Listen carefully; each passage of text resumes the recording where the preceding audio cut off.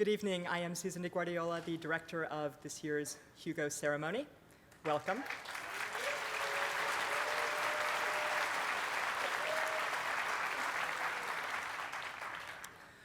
Once upon a time, a 14-year-old fan went to her very first Worldcon in the great city of Chicago, waited in line outside those doors, and sat in this very ballroom waiting for her first moment of sharing in the excitement of the awards of the fanish and professional community of science fiction fandom. Her imagination did not extend to the idea that 30 years later she would be welcoming you to the Hugo ceremony in that very same ballroom. I hope that you find all of the same magic in this ceremony that I did as a 14-year-old fan far too long ago. And now, the man who needs no introduction, but I will provide a brief one, the Toastmaster of Chicon 7, Hugo and Campbell Award winner, noted blogger, and of course witty talk show host, Mr. John Scalzi.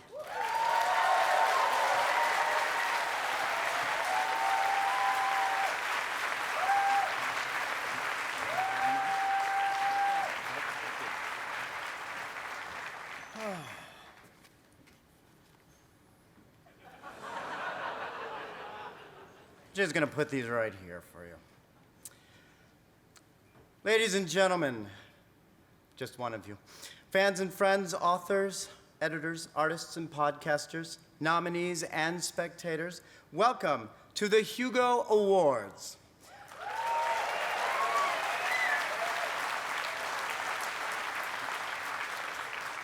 Or, as we're calling it this year from the perspective of the nominees, the Song of Angst and Desire. Every year, the Hugo Awards offer a snapshot of who we are as a community. And who are we as a community? This year, at least, we are bloody fantasy. We are epic scale space opera. We are an intimate picture of growing up geeky. We are ready to take on the zombie apocalypse. We speak in alien tongues. We are superheroes, and we are on the spectrum. We cry like children and cradle our awards. We sing, we write, we draw, we edit. We talk on every subject, science fictional or fantastical. We're men and we're women. We're gay and straight, cis and trans, majority and minority, left and right, first-time nominees and old hands. We're diverse, and we are all in this together.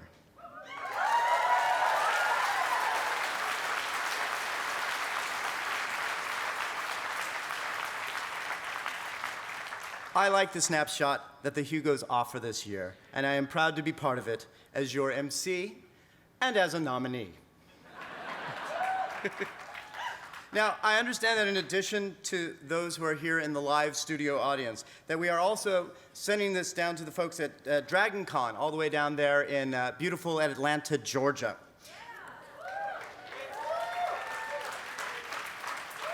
Unfortunately, they didn't give me the full details of how this is going to be accomplished, and Atlanta is very far away, so I suppose that it's up to me to make this work. So if you folks here in Chicago will give me just a moment, let me go ahead and say hello to DragonCon. Hello, DragonCon! Hi! Hi!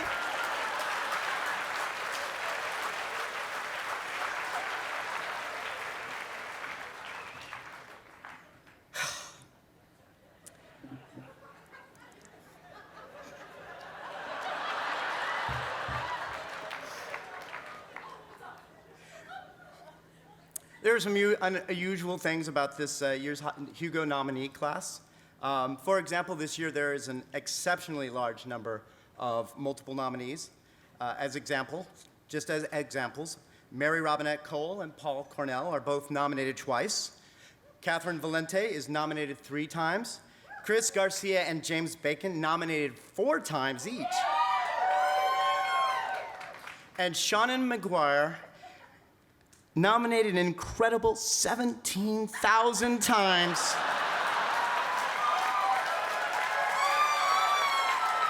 Across several different names, including Shannon Maguire, Mira Grant, Neil Gaiman, and George R.R. Martin.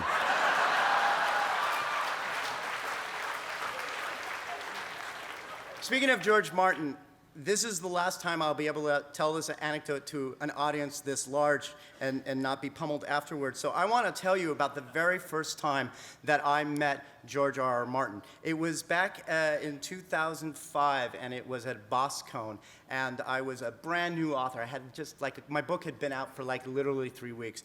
And so they gave me a signing, and the person that I was signing with was George R.R. Martin. So I want you to imagine me going there, and I've got maybe one person in my line, and it's an old friend from college, and his is going out and round and back and all the way through to Rhode Island. And I walk up to him and I go, George R.R. Martin, I am such a fan. Your books, they're fantastic, because a week ago in my office, I had a spider the size of my hand. I didn't want to touch it, so I went and I took one of your books.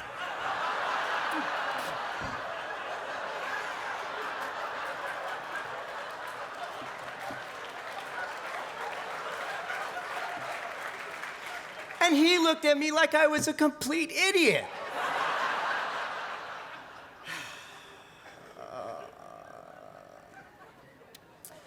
Now, you may have noticed that with this year's Hugo ceremony, it's a little bit different, and that with the exception of a single category, I will be handing out all the Hugos this year. This is part of an effort by the staff and crew of Chicon 7 to recognize what is truly important about any Hugo night, which is to getting to the parties as quickly as humanly possible.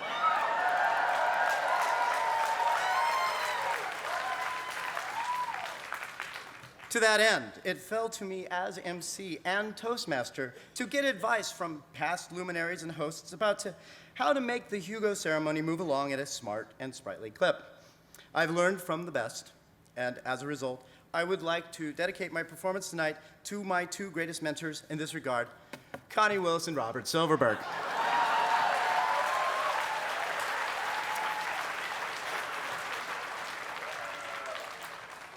Note to self, avoid stab by Robert Silverberg. There is one Hugo category I will not be awarding tonight, the short story Hugo, for which I am a nominee, along with Mike Resnick, Nancy Folda, E. Lily Yu, and Ken Liu. Hugo Award-winning editor Gardner Dozois will be stepping in to hand off that award. Coincidentally, and entirely unrelated, I owe Gardner a story for that anthology, for an anthology, and that story was due 36 hours ago. Which means that this evening there is a 1 in 5 chance that you will see the short story Hugo held hostage by an editor. Oh, better chance than that. Don't you start. It's gonna be a long night already. But before we get to the Hugos themselves, we have a few other items on the agenda, which are as much a part of the Hugo Awards ceremony as the Hugos themselves. The first of these is the Big Heart Award, which is presented once again by David Kyle. Now, a little bit about Dave Kyle for those of you who are new to the room. David A. Kyle's experience in science fiction dates back to the golden age of the early 1930s as a member of New York's Futurians. He began publishing fanzines as a teenager, and he participated in the first science fiction convention in Philadelphia in 1936. He attended the first World Science Fiction Convention in New York in 1939 and chaired the 1956 14th World Science Fiction Convention, NICON 2. He was awarded the Big Heart Award in 1973, was the fan guest of honor at Constellation, the 41st World Science Fiction Convention in 1983.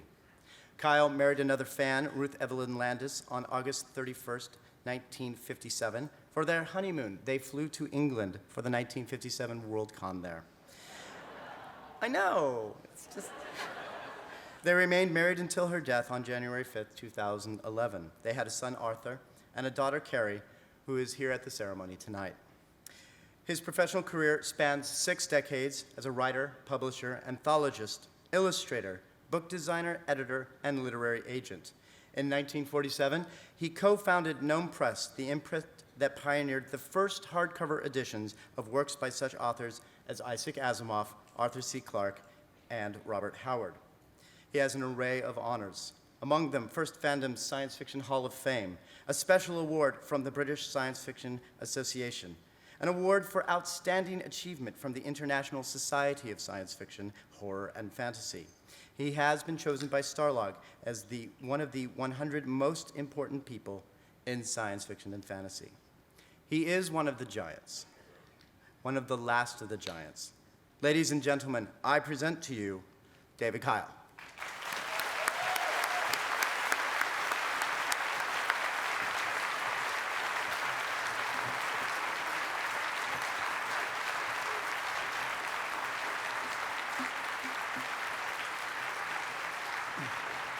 Thank you, thank you. Been a long voyage.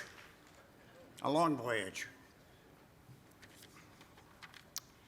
Now, in science fiction fandom, which we're all a part of, there's been many awards that have been very special and ones that have been given, and there is one that's been created years ago by Forrest J. Ackerman. Now, this goal is simple on the award, to recognize someone who epitomized science fiction fandom. Now, our society, as you know, is unique.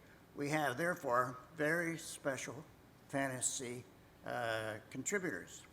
Certain fans deserve recognition because they give their time and their talent, and it's beyond their normal that they give to their fellow fans this effort that they make, and it's only proper that there is a Big Heart Award that honors them for their generosity in their fanish spirit. So it's my privilege to give this year's award to a very special fan, a fan who is also a pro. Now, she has been active in fandom since the early 1950s, becoming widely known for her filk singing, for her songwriting, and for 33 years, she co-edited the Hugo award-winning fanzine, Yandro. And she became one of the first women editors to be so honored. She's a novelist, a filk singer, a former fan guest of honor for the 2010 North American Science Fiction Convention, and certainly she's a role model for younger fans. As a pro, she's been completely accessible to fans, and as a fan, she's hosted annual picnics that were really mini-cons in themselves. And for all that, she's given back to fandom. I present to Juanita Colson.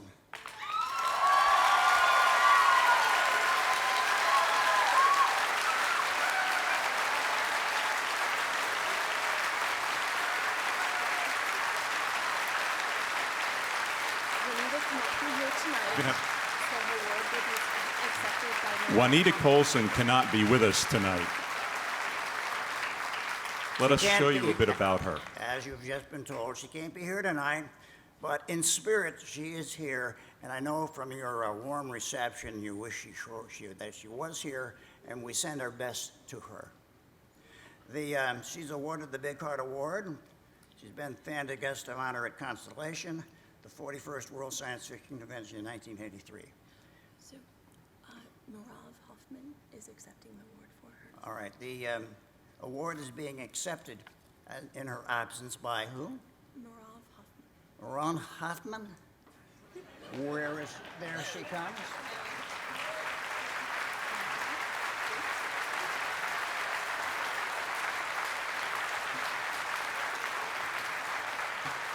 Isn't it wonderful for an old guy to be surrounded by pretty women? Here is the Big Heart Award, which is going to be given to Juanita Colson. And if she were here, it would be my privilege to pin this rosette on her, which says Juanita Colson, a Big Heart Award. These little medallions have been given in the past, and if she were here, I know she'd wear it with great honor and honor the reception you're going to give her. So here we are, the award, and here's the rosette. I promise to pin it on Juanita myself. You don't want me to pin it on you? If you want to. Oh my gosh. I wish I had 2 awards. All right, here we go. As the, I think I've said my piece. I want to thank everybody for the reception, and I'll see you in another 10 years.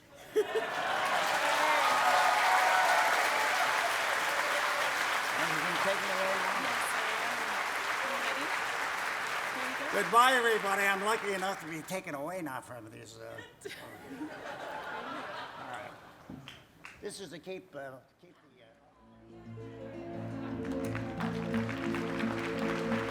The star drive was discovered on a planet of Centaurus by a race which built its cities when the Earth was flaming gas.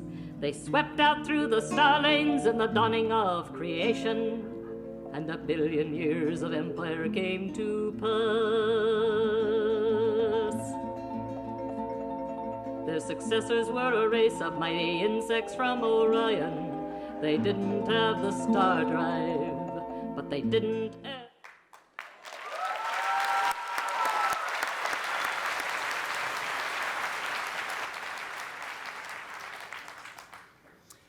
Every year, those who have put together the Worldcon have the option of presenting a special award to recognize important contributions made to our community and to the worlds of science fiction and fantasy. This year, Chicon 7 has taken advantage of this option and will present a special committee award. To present this award, here's Chicon 7 Convention Chair, Dave McCarty. Looking very snazzy, sir.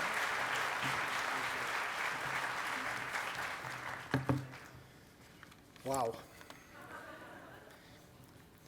Each year, the Worldcon Committee is entitled to recognize someone who has made a difference in our community, someone who has made science fiction fandom a better place.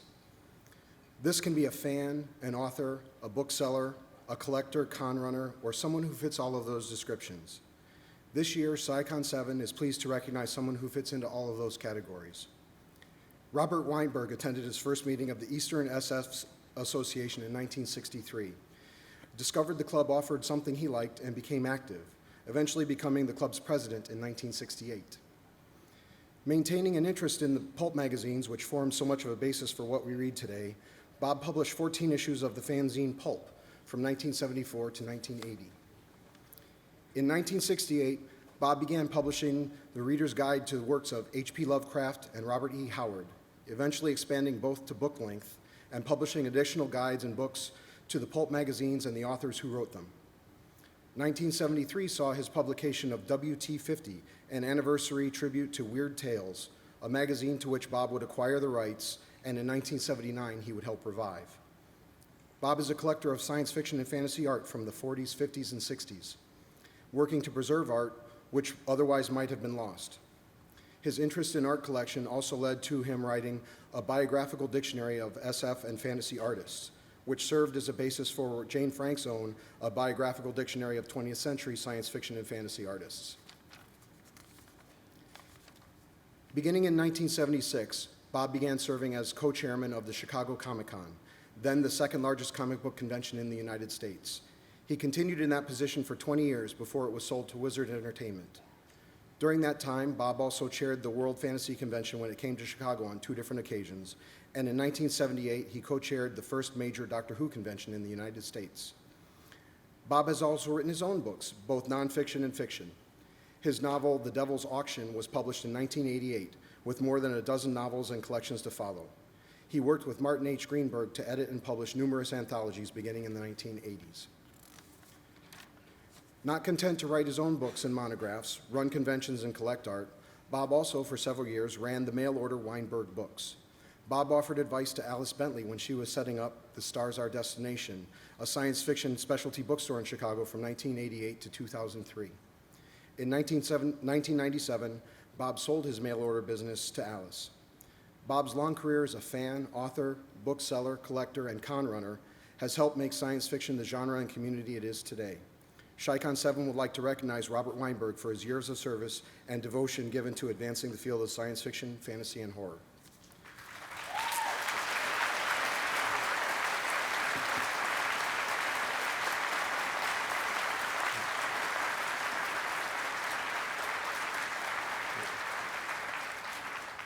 Bob could not be with us today. Accepting on his behalf is Chicon 7 Guest of Honor Jane Frank. No, right here.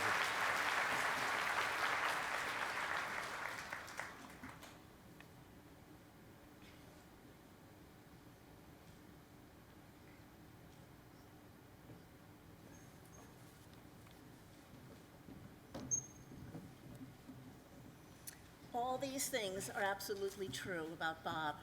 I have known him for 40 of the 62 years that he's been a fan, and I spoke with him this evening, and he is absolutely thrilled to be honored this way. Thank you so much for this award on his behalf.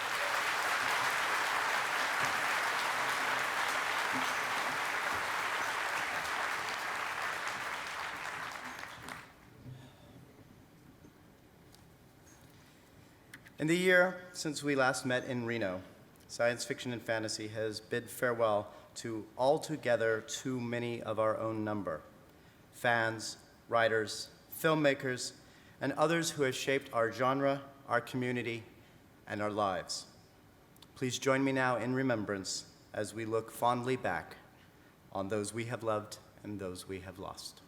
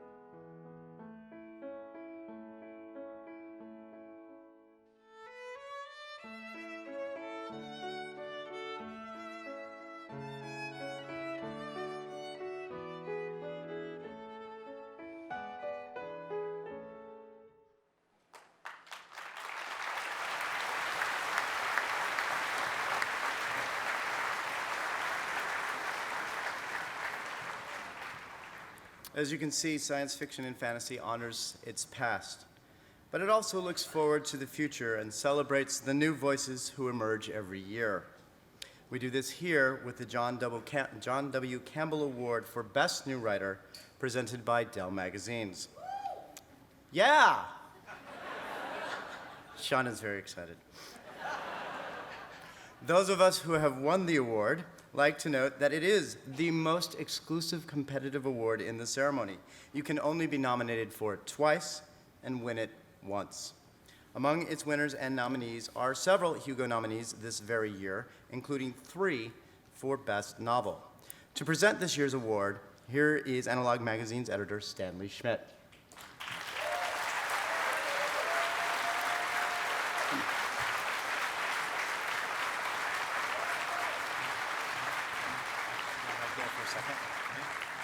Before Stan gives out the award for the Campbell, I'd like to take a moment of Master of Ceremony prerogative to make note of the fact that after over a third of a century of editing Analog, one of the science fiction's best and finest magazines, Stan is retiring from the position to pursue other interests. Although he leaves the magazine in fine and able hands, the work he's done for the magazine and the new voices he's hosted in its pages stand testament to a man who is simply one of the best editors in the genre. So, Stanley Schmidt, I want to salute you from this stage and thank you for a job very well done. Thank you. You're very welcome.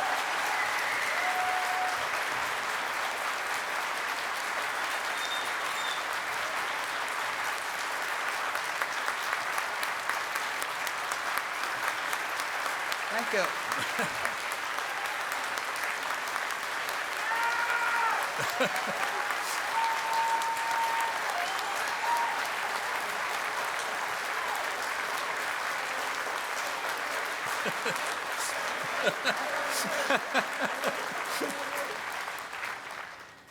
Well, I've never got quite that reception before for this.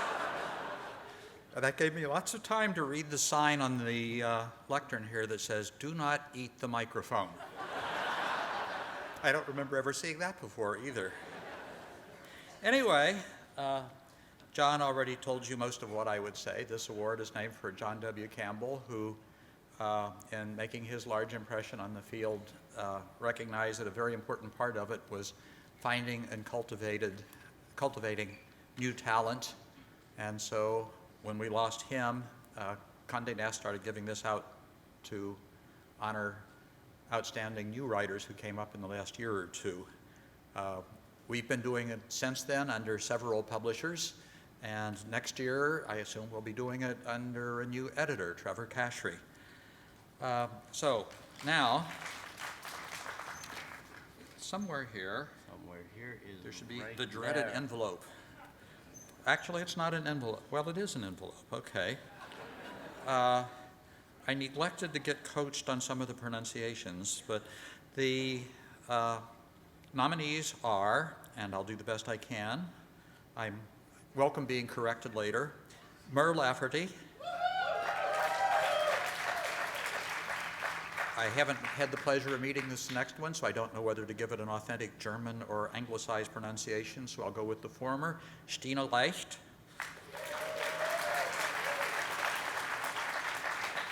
Karen Lord. Brad R. Torgerson. and E. Lily Yu.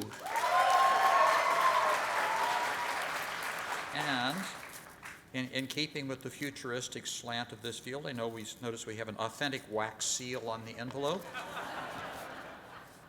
And the winner of the 2012 John W. Campbell Award for Best New Writer is E. Lily Yu.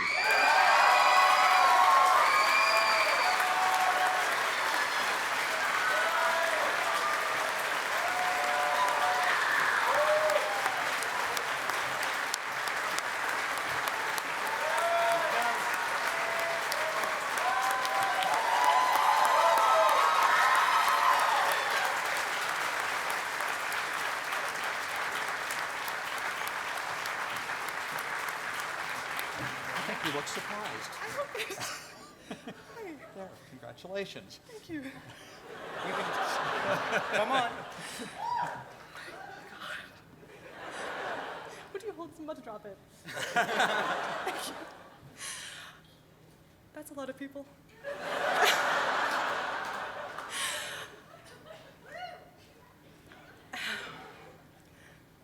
That was somewhat unexpected. First of all, I have to thank the administrators of the Dell Magazine's Award, Sheila Williams and Rick Wilbur, who happened to select me as a finalist for the last 3 years, but have done an extraordinary job of mentoring undergraduate writers through their program since, I forget when they started it, but thank you so much. They believed in me when no one else did. I also have to thank Neil Clark, who gave me my first shot in the science fiction and fantasy genre. He isn't here tonight, but if he's watching, thank you so much. I have to thank my family, among other things, for teaching me pig-headedness, and also for finally, recently, giving up and supporting me. Thanks, Mom. And my sister, who's followed me to all of these conventions and been absolutely lovely. You may have met her. She's the bubbly one. Also to all the friends who have kept me sane and standing for the last several years, the last one of which was very, very hard, including the ones who came with me today. I had this all written down. Professor Joshua Katz at Princeton University, who's only one of a long line of incredible teachers, public school teachers, professors, and librarians who have made me who I am today. Thank you. And last but not least, to Ken Leo for unstinting good advice for the last year, and to Kat Rambo and Wayne Rambo for helping me settle into the Seattle area where I just moved. Thank you all so much.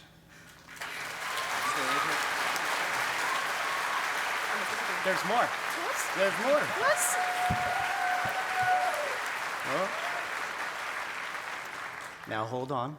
Crap. No. This is good. They're about to shoot me. No. Not until after the Short Story Award.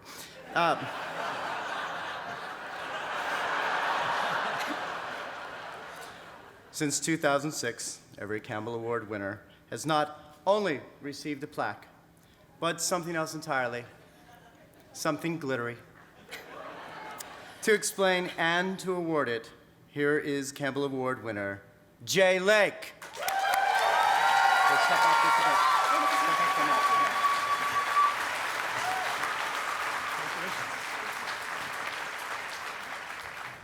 Hi. When I won this in 2004, I got the very nice plaque directly from the hands of Dr. Schmidt with a handshake from Neil Gaiman, which, believe you me, is a reward in and of itself. And one of the things I went home and thought about was that the Campbell Award really needed, regalia. My first idea was fur-lined underwear.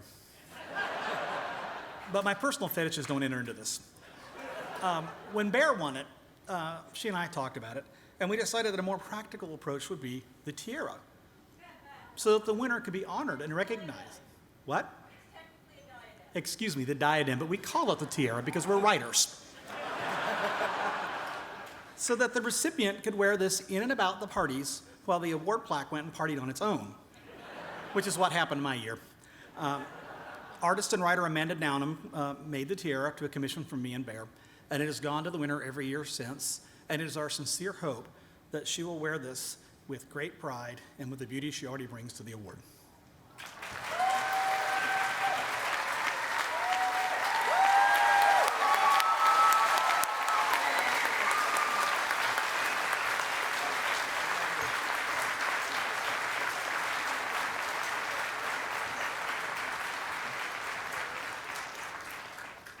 I love that. I was the first one to wear the tiara. I looked like a mad elf king. Or as we call it, Tuesday. So, have you seen this year's Hugo Award? They're pretty spectacular. We have already debuted the award at the open ceremonies this year, but since this is the actual Hugo Award ceremony, we think it's appropriate to allow the woman who designed it another bow. So, ladies and gentlemen, please welcome to the stage three-time Hugo-based design contest winner, Deb Cosiba.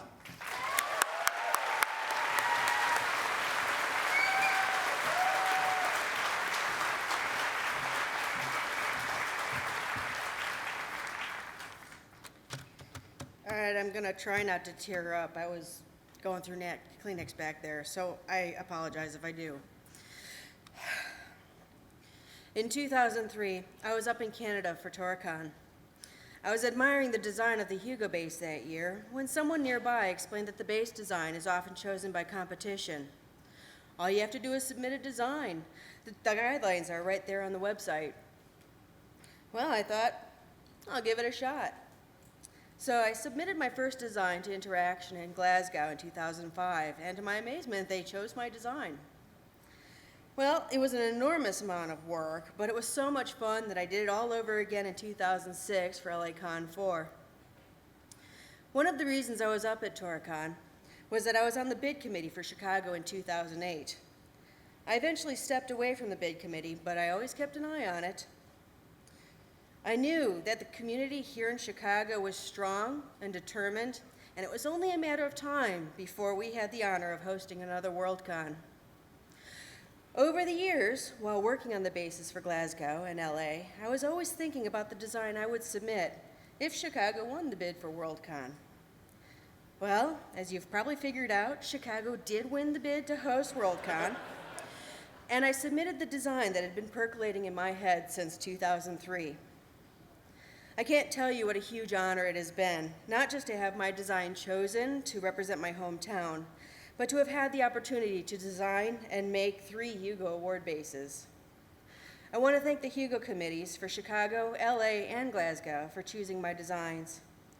And I want to thank my husband, sorry, I'm going to tear up. And I want to thank my husband, Phoenix. Without his support and help, there's no way I could have pulled off the monumental task of hand-making each and every one of those bases. Thank you.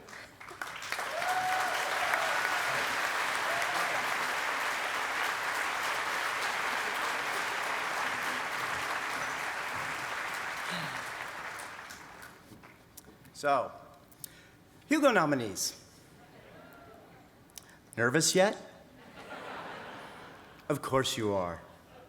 It's okay to be nervous. Nervous is fine. And in fact, Hugo Night jitters are just one of the several stages of Hugo. The first stage, elation. Holy crap, I'm nominated for a Hugo! The second stage, intimidation. Holy crap, look who else is nominated in my category! The third stage, bargaining. God, please let me win just this one Hugo. I swear I will take back all the bad things I said about you when I was writing this story in the first place.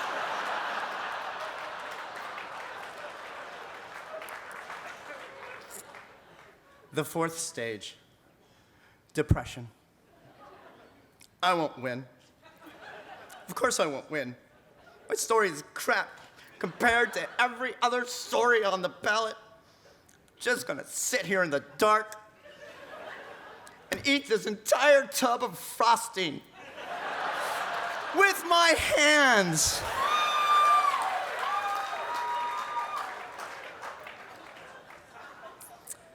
And then there's the fifth stage, which you're experiencing right now, nervousness. What if I win?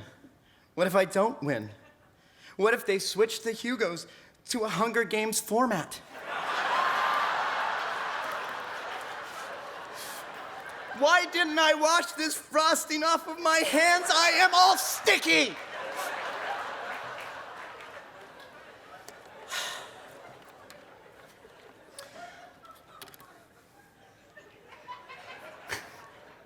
I'll wait. Guys, tonight, some of you will win a Hugo. Some of you won't. Given how many of you are multiple nominees, some of you might do both.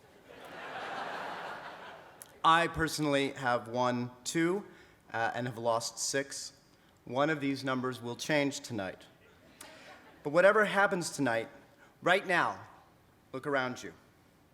You are with friends. You are with your peers. You have been celebrating both of these and our genre for the last 4 days.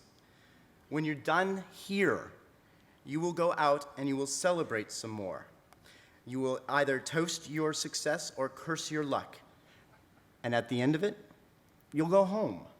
You'll go to that place where you create, and you'll sit down, and you'll start writing, or painting, or editing, or whatever it is that you do all over again. In the end, win or lose, there is still the work, and your friends, and the celebration of the genre. So, be nervous. It's fine. But remember that no matter what, this is a good life we've got going here.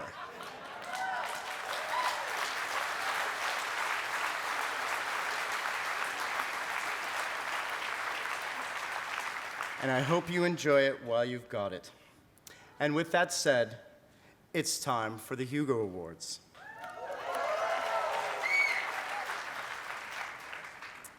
We begin with the fan categories, these categories that in many ways are the heart of the Hugos because they are the awards that celebrate the joy of creation for the sake of creation and creating as a part of a community of fans and friends of the genre.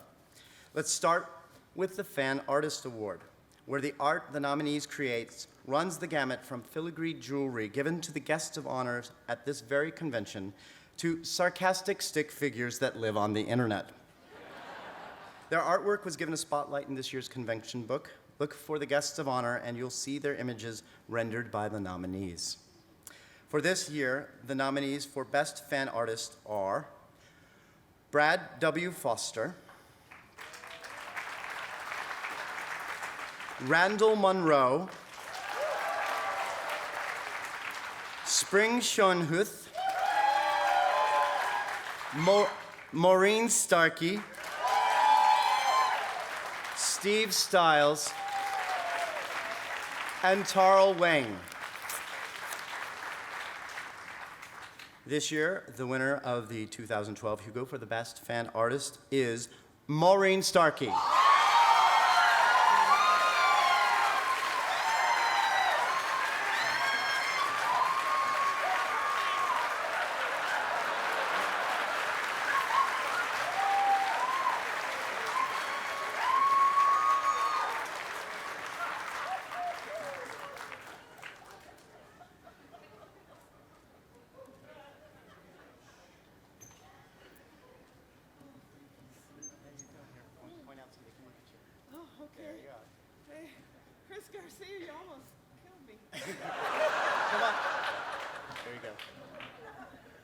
Well, I gotta thank Chris. It's all his fault. He came up to me at a time I was unemployed. I wasn't doing much of anything. And he said, "You got art to give?" And I said, "Well, I've got about 30 years of sketchbooks." And he said, "Oh, I like art." So I started doing artwork for him. And then he said, "Well, oh, hey, Maureen, I think I'm going to recommend you for a Hugo." And I said, "It can't be that easy." He said, "Oh, yeah, it can." God bless you. God bless BASFA. And hooray for the Hugos. Thank you so much.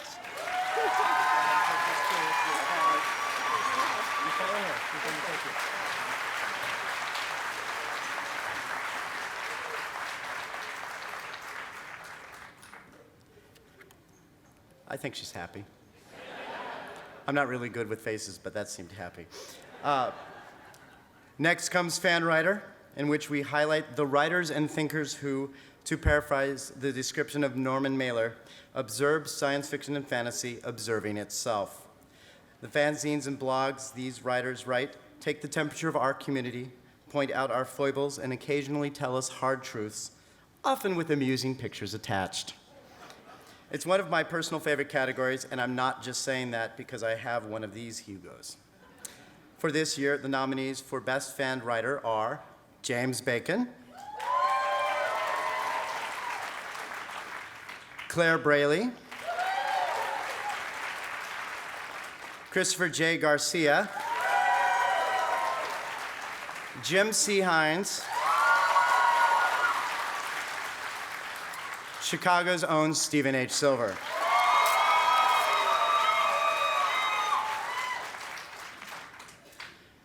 The winner for the 2012 Hugo for Best Fan Writer is Jim Hines.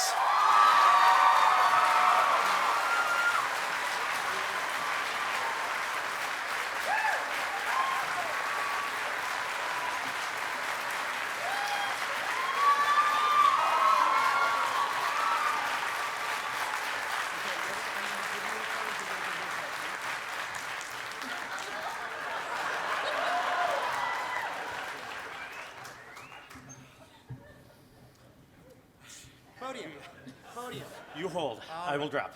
Fine. You do that quite well. Why, thank you. We should collaborate. Maybe. Okay. Growing up, I was never really what you would call one of the popular kids. It turns out that sewing a Star Trek patch onto your jean jacket, not the best way to get in with the cool crowd. And then, I was almost 30 years old, and I found fandom. And it was, first through conventions and then online, and it felt like home. And like any home, it's not perfect. But it was someplace that I could geek out about the things I love, and people would jump in and say, yes, me too. And I just feel so fortunate to be a part of that community, to be able to participate, to learn, to share, and hopefully from time to time to contribute. And there are so many brilliant fan writers out there. And I'm pretty sure there are not enough Rocket Trophies in the world to recognize everyone who has written passionate and insightful and clever and funny and just flat out awesome articles and essays. But I would really like to see us honor as many of those diverse voices as we can. And for that reason, I'm going to be recusing myself from this category for here on out to make space for those other deserving writers.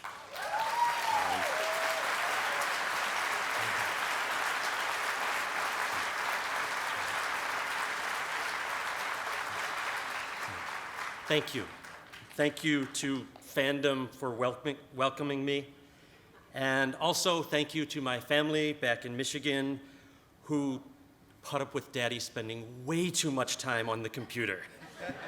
Thank you.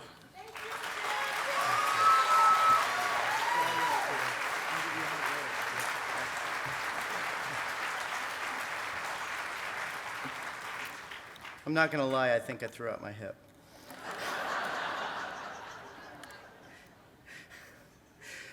We come now to this year's special Hugo category, Best Fan Cast, created to accommodate the explosion in audio commentary and productions by, about, and for science fiction and fantasy fans and matters. Why this new category?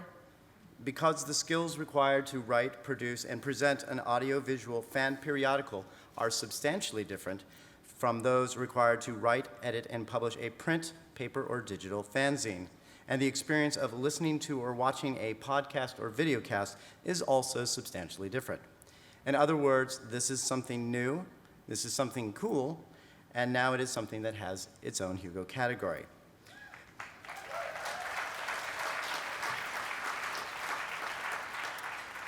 For this year, the Best Fan Cast nominees are the Code Street Podcast, Jonathan Strain and Gary K. Wolfe. Galactic Suburbia Podcast, Elisa Krasnostein, Alex Pierce, Tansy Rayner Roberts as presenters, and Andrew Finch as producer. The SF Signal Podcast, John DiNardo and JP France, produced by Patrick Hester. SF Squeakcast, Lynn M. Thomas, Shannon McGuire, Paul Cornell, Elizabeth Bear, and Catherine M. Valente.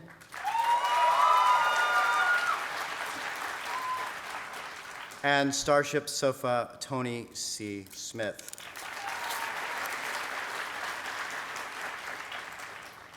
The inaugural winner of the 2012 Hugo for Best Fan Cast is SF Squeakcast.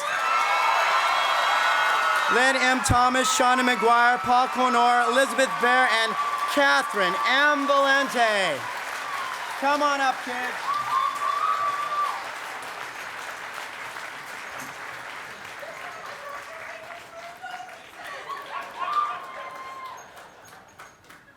Come on, somebody pick one. Here we go. You take that one. All right. You did this one. Well done. Okay. All right. Keep moving. Come on. There we go. Come on. We got lots of things to do. Come on. All right. You're on. Thank you very much. You're all invisible in the glare, thank God. I would like to dedicate this Hugo Award personally to all of the people who write and create awesome things for us to squee about. And also to Paul Cornell, who has been nominated for 6 Hugos and finally won one.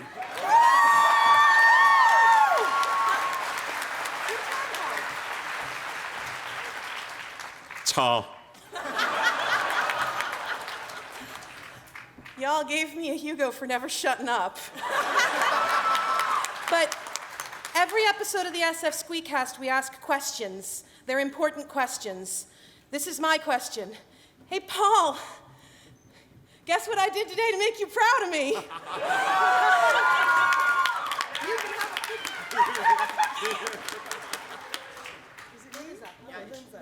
I can't spell.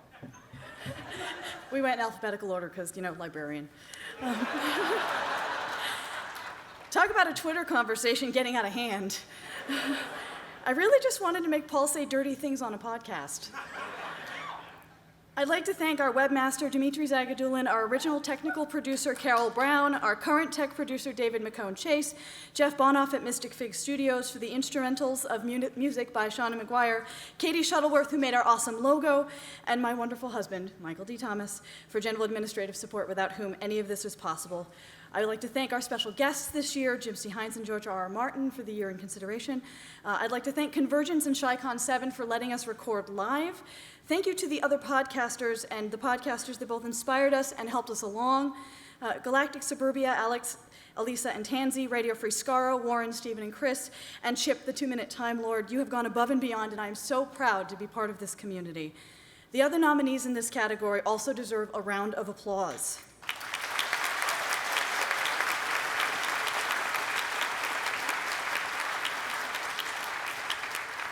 Their hard work, thought, and care means that the voters were really spoiled for choice this year, and I am truly humbled to be up here. I hope that this category continues so that we can showcase the awesome in this format for many years to come. Thanks to our friends, our family, hi Caitlin, and my colleagues at Northern Illinois University. Y'all rock, and your support means the world to me. And of course, thank you to all of our listeners. Thank you. Oh, and squee!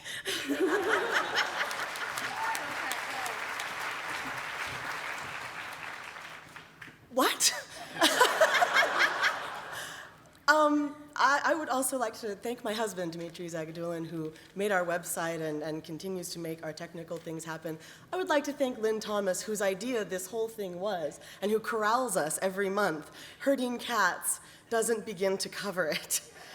And I just want to thank all of you. I am stunned. I think we need a new word for when your heart is turning cartwheels and sobbing and throwing up at the same time. I suggest Hugasm.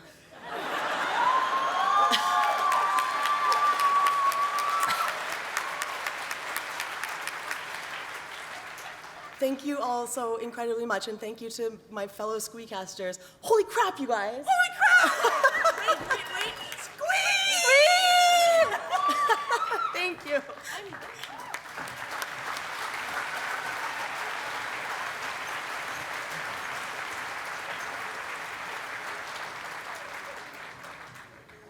There were a lot of really, really excellent dresses up here on stage, especially Paul's.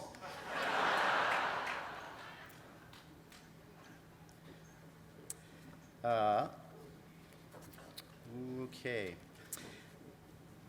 I want to share with you one of my favorite stories from science fiction, and I'm going to mangle it because I heard it by way of science fictional telephone. And it goes something like this. At a science fiction convention, a newly published author was asked to contribute to a fanzine that was being created during the convention itself. And he said, "Oh, no, I couldn't possibly do that. I'm a published author now." And just as he says this, a head pops out of the fanzine production office, and Isaac Asimov says, "Hey, we're out of page 2. The fanzine records the history of fandom and reminds us who we have been, who we are now, and who we are becoming. This year, for Best Fanzine, the nominees are Banana Wings, edited by Claire Braley and Mark Plummer. The Drink Tank, edited by Christopher J. Garcia and James Bacon. File 770, edited by Mike Glyer. Journey Planet, edited by James Bacon, Christopher J. Garcia et al. SF Signal, edited by John DiNardo.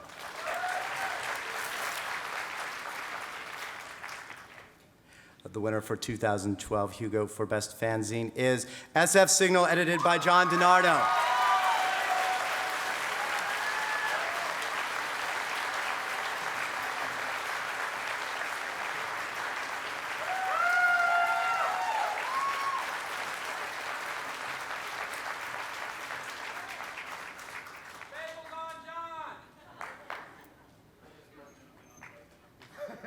It's a nervous thing. It's okay. Here, have one of these. That'll help.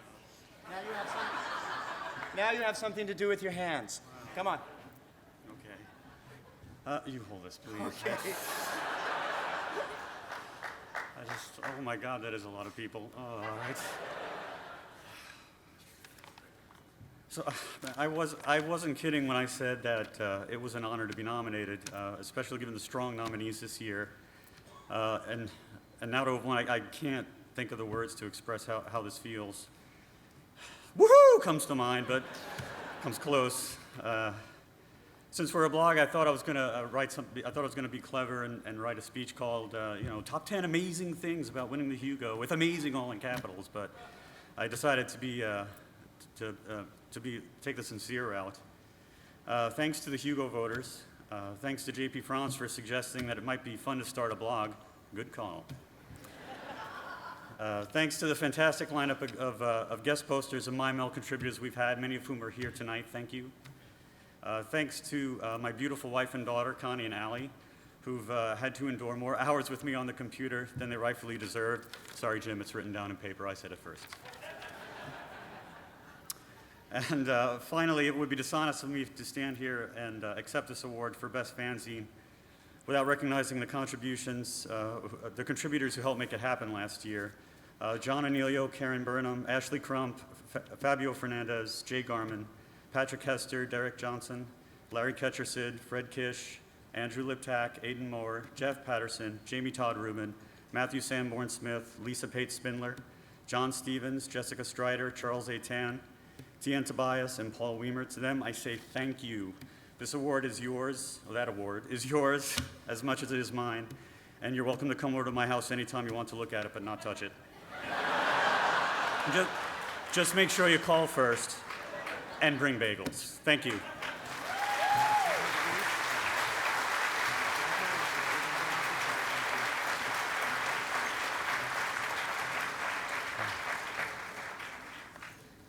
Now, I feel like I maybe should button, no, never mind. News, commentary, information, and fiction. You'll find each of these within the pages of the nominees of the next Hugo category, Best Semi-Prozine. It's sometimes thought as a bit of an oddball category, but that just means that readers get the opportunity to be surprised and hopefully delighted by what they read within. This year, the nominees for Best Semi-Prozine are Apex Magazine, edited by Catherine M. Valente, Lynn M. Thomas, and Jason Sizemore.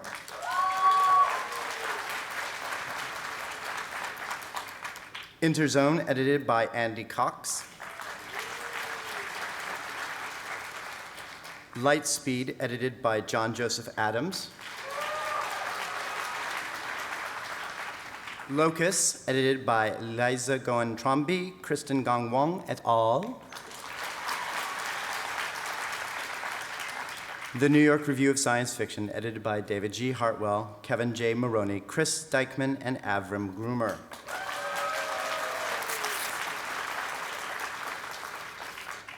The winner for 2012 Hugo for Best Semi-Prozine is Locus, edited by Liza Groen-Tromby, Kristen Gong-Wong et al.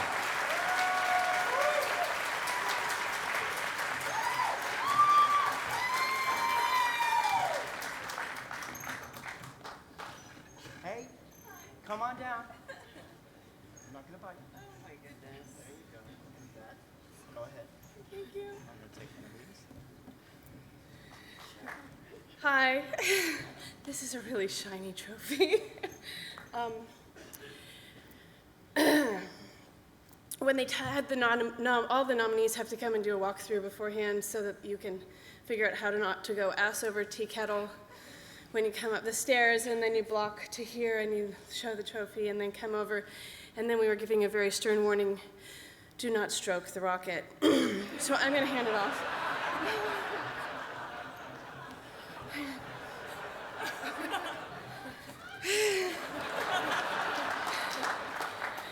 So, I didn't know if you were going to get another one of these. Charles Brown would be proud. We haven't gotten one since he died. And the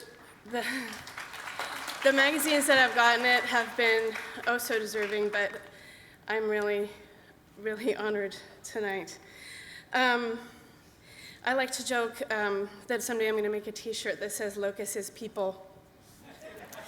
Because it's such a team effort. Not just Kirsten and I and Heather Shaw, who's on stage with us tonight, but all of the staff that work with us, Carolyn Cushman, Tim Pratt, Francesca Myman, who's not only editor, but our fantastic new cover designer, if you have noticed the new covers. Also, sorry, there are a lot of us. All of the reviewers and contributors that make Locus what it is.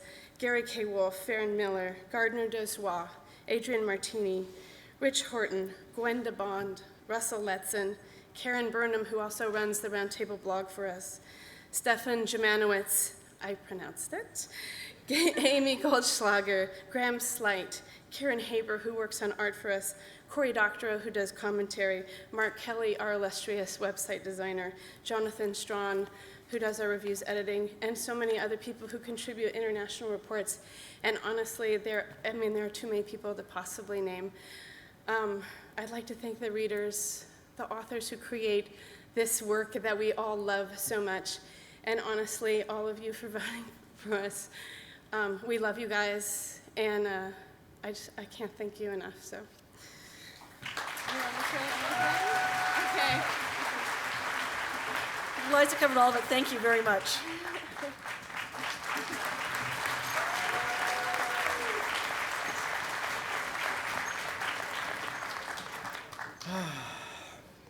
Locus is a fine magazine, and especially this month, although they have a complete loser on the cover. Let me make sure I know where I am. Yes. Speaking as a writer, we come to one of my favorite Hugo categories, Best Professional Artist.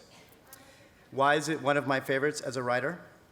There are two reasons. One, because as a creative person, I can be in awe of the nominees and their talent, which takes an entirely different form than my own. And because in their role as the people whose work covers my book and the books of my author friends, they make us look really good. This year, the nominees for Best Professional Artist are Daniel Dos Santos, Bob Eggleton, Michael Comark, Stefan Martineri, and John Picasso.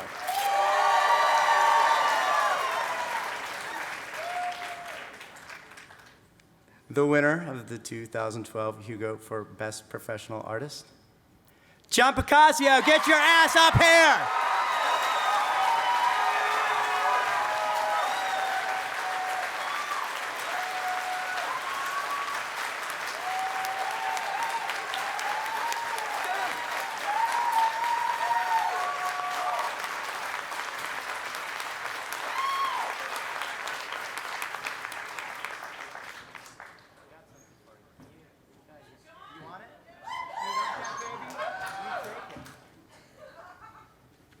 Yeah, we got it. Well, well, well. So, I'm used to every once in a while being up on a podium. This one kind of eluded me for a little bit. You have to lose a lot to every once in a while win something, and I've done a lot of losing. Whenever I get up to these things, I've never written speeches, and so you always have a chance to crash and burn. We could watch one tonight. But I honestly, when I get up to these things, I don't make, I don't write things down, but I really feel like, I've been up for this now 8 times. This is the 8th. And every year, you think you have a shot, you get up here, or you get up to the thing, and, it doesn't happen. And there's been some years of disappointment. I honestly didn't think I was going to win this thing. I really didn't. I didn't think it was in the cards. And a lot of you out there have always sort of come up to me, along the way and said, this is your year, this is your year. And I've never believed it, honestly. And even just now, I'm sitting there with one of the best art directors we have in the field, Irene Gallo, and give it up, give it up. And I'm watching her, and she's, working tirelessly as ever, working on tour.com, and looking at little notes, and I'm thinking, it's Stefan Martinier. I know it. I know it, And so I'm here, and I'm just blown away. I'm literally just blown away. There's a couple of thoughts. This category, Best Professional Artist, it's a weird one. We're talking about a literary award here, and we're talking about art. And, how many years have we been doing this Hugo thing? We're closing on 60, I think. And we have maybe 17 artists in the history of our field that have ever held that trophy. Now we got 18, I think. There's a lot of names that never even got nominated for this thing over the history of our field. And there's a couple of them that I'm thinking of right now. Might not be the ones you would necessarily think I might want to call out, but there's 2 big ones. Richard Powers.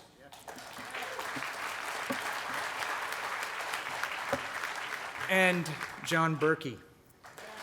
And I'll say this, I've never written things down for these things, but I always knew if I ever stood up here, those 2 guys were going to get called out. I knew that from the very first nomination. And the reason is we're all building together, and it's a cumulative process.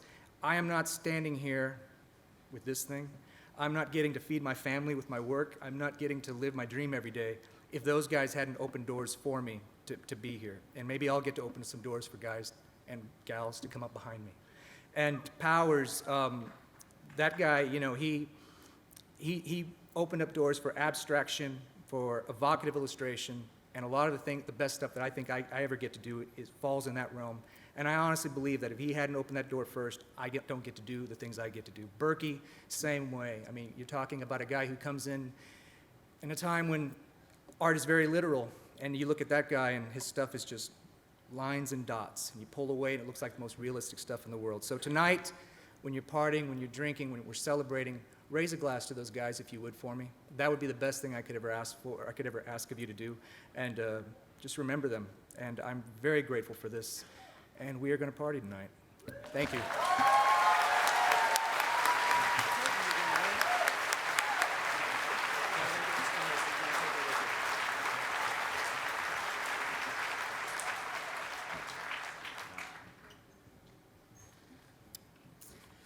Editors. Where would writers be without them?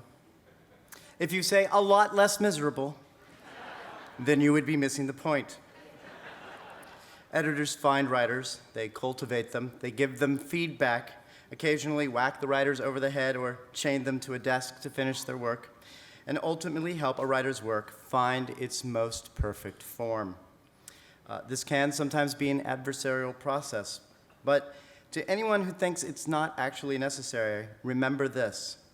One of the great cautionary tales writers tell about other writers are about the ones who have gotten too big to be edited. None of us, of course. But there are others. We have two categories for editors here at the Hugos. In the category of Best Editor Long Form, our nominees this year are Lou Anders, Liz Gorinsky, Anne Leslie Grohl, Patrick Nielsen Hayden, Betsy Wolheim.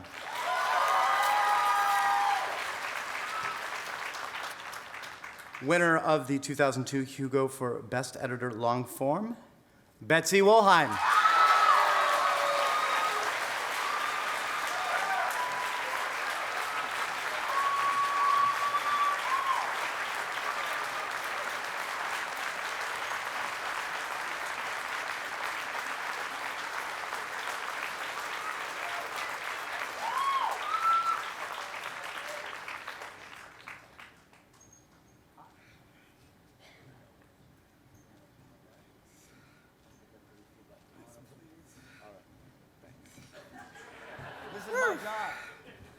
Well, I'm really glad it's bright, so I can't see all of you. Wow, thank you, everyone. I've been a long-form editor for 37 years, and this was my first nomination.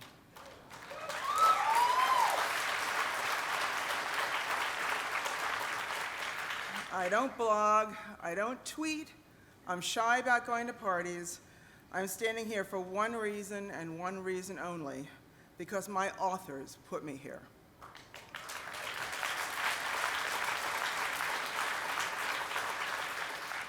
Novelists and editors can work for years on one book, for decades on a series.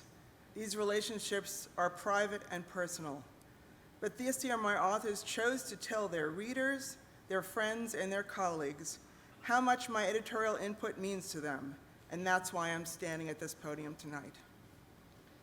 I'm especially proud to have won because my authors wanted me to win.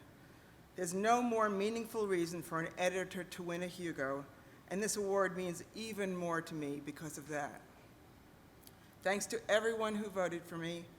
Thanks to my wonderful business partner, Sheila Gilbert, who's been running DAW with me since 1985 and shares my ethics and vision. Sheila, I wouldn't have wanted to do it without you. Thanks again to everyone. This means more than I can possibly express. And Dad, finally there's a Hugo with the name Wolheim on it.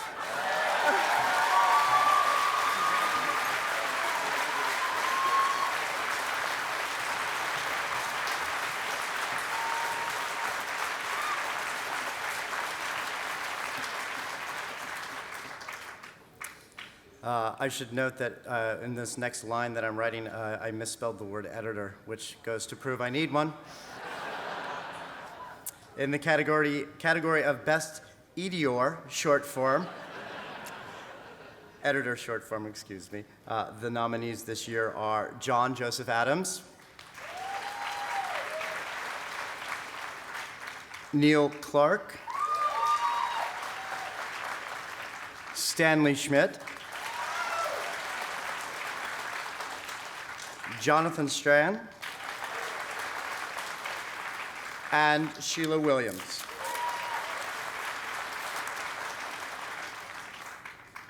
Winner of the 2012 Hugo for Best Editor Short Form, Sheila Williams.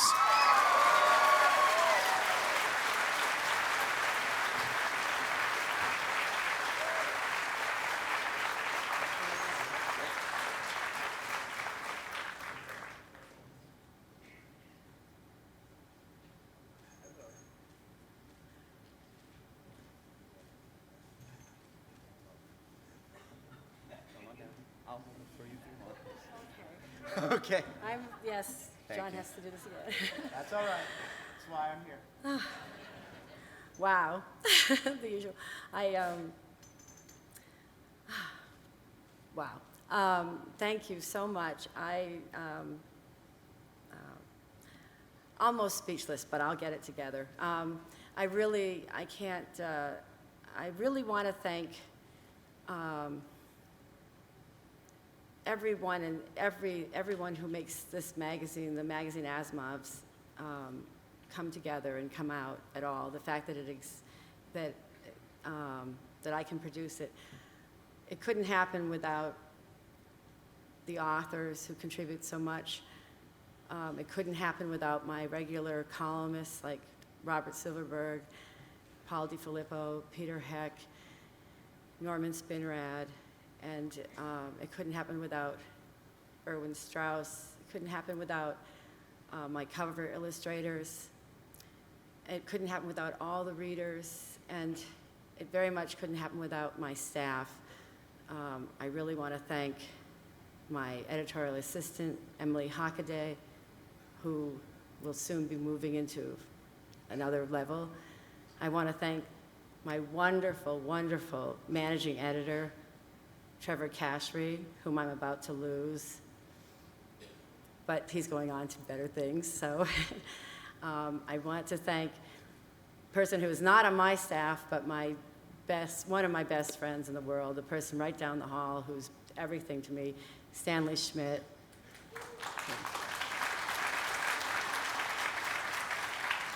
I don't think I could, Stan has been so supportive to me all these years, and he's been there. I started 30 years ago on the magazine. I was just a girl out of college, and Stan was there. He was there for advice. He was there for friendship. He's there to go on hiking trips. He just has been had my back whenever we had any issues at the company, anything. He's just been the greatest guy in the world, and I'm really going to miss him, but I know he's going to have a great, wonderful retirement ahead of him. And I want to thank, all of you that voted for me and who read the magazine. There would be no magazine if it weren't for you. And I really want to thank some people who I rely on all the time. They're not always the most patient people in the world, but they are a lot of why I'm here. I want to thank my two daughters, Irene and Juliet, and I want to thank my husband, David Bruce. I really couldn't do it without his support also, and so I want to thank you all very much.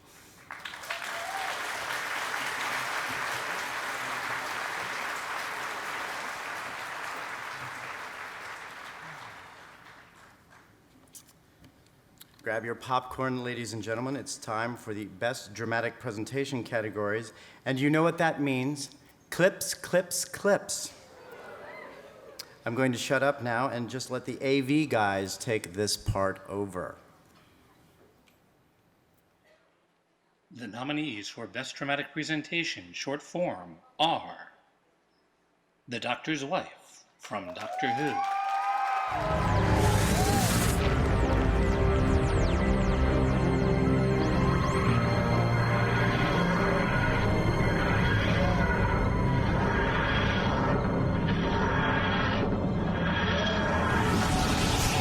Yes, I mean, you could do that, but it just won't work. Hardwired failsafe, living things from rooms that are deleted or automatically deposited in the main control room. But thanks for the lift. We are in your universe now, Doctor. Why should it matter to me in which room you die? I can kill you just as easily here as anywhere. Fear me. I've killed hundreds of Time Lords. Fear me. I've killed all of them. The Drink Tank's Hugo acceptance speech.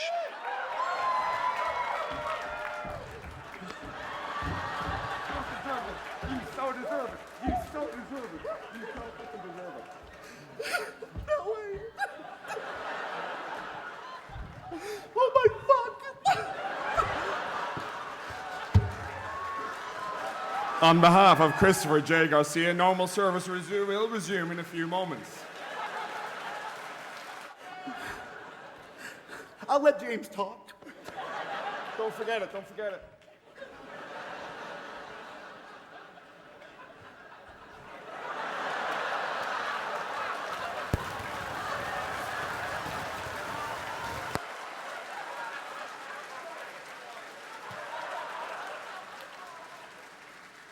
I have to thank my mom, because she was going to be here, but then she canceled. This is going to be a much better phone call. Okay, I'm going to go. You'll find me having a nervous breakdown over there. Please come and hug me.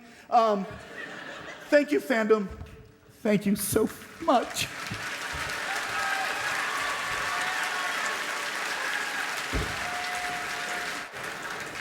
Ken, I think we know what one of next year's nominees for Best Dramatic Presentation Short Form will be.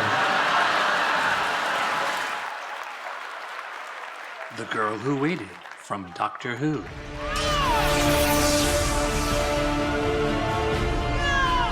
You should look at a history book once in a while, see if there's an outbreak of plague or not. That is not how I travel. Then I do not want to travel with you!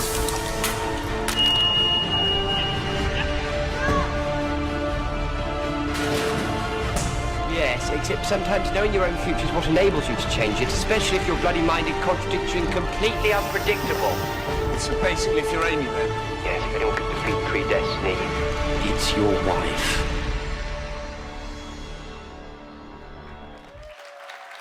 A Good Man Goes to War from Doctor Who. I have a message and a question.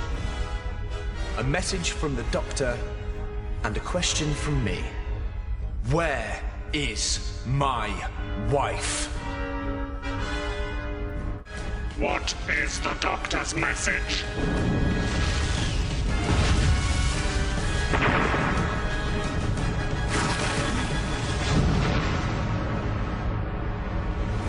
Would you like me to repeat the question? Remedial Chaos Theory from Community. Okay. Starting on my left with 1, your number comes up, you go. Just so you know, Jeff, you were now creating 6 different timelines. Of course I am, Abed.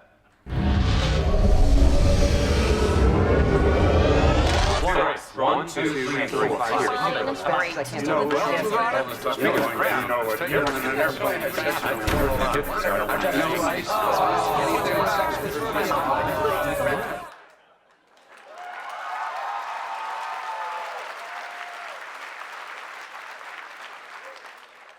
The names of the writers and the directors were presented there, but I'm going to go ahead and name them anyway. For The Doctor's Wife, written by Neil Gaiman, directed by Richard Clark. For The Drink Tank's Hugo acceptance speech, The Quiet Dignity of Christopher J. Garcia and James Bacon. The Girl Who Waited from Doctor Who, written by Tom McRae, directed by Nick Hurren. A Good Man Goes to War, also Doctor Who, written by Stephen Moffat, directed by Peter Hoare. And Remedial Chaos Theory from Community, written by Dan Harmon and Chris McKenna, directed by Jeff Melman. The winner of the 2012 Hugo for Best Dramatic Presentation Short Form is The Doctor's Wife, Doctor Who, written by Neil Gaiman, directed by Richard Clark.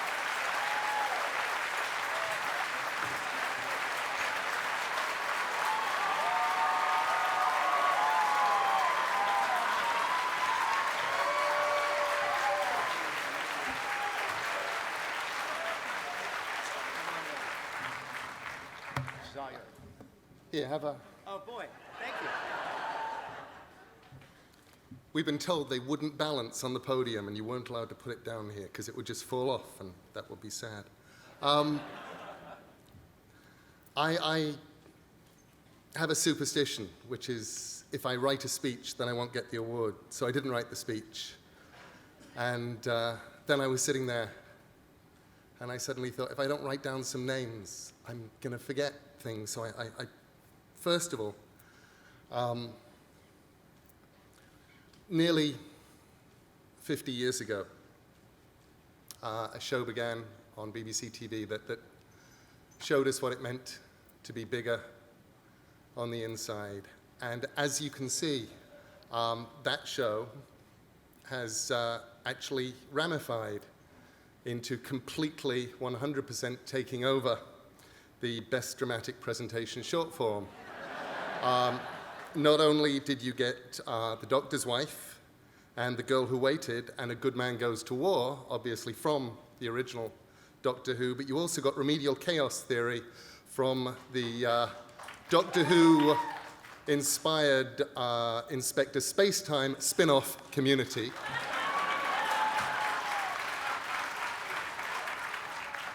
And the drink tax Hugo acceptance speech, which was, as everybody here obviously knew, pretty much a perfect recreation of 1965's The Awards Ceremony of the Daleks.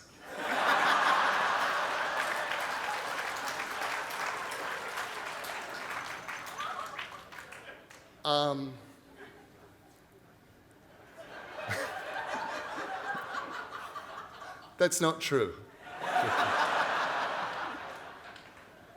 Otherwise, it would have been on Wikipedia tomorrow night.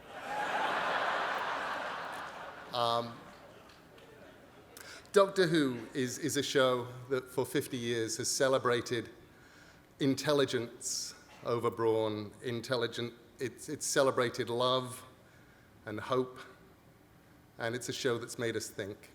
I realized only this afternoon that it had completely conquered the world as a 14-year-old high school freshman informed me that she'd made her friends in her first week at school here in Chicago by spotting just the other people wearing the Doctor Who t-shirts.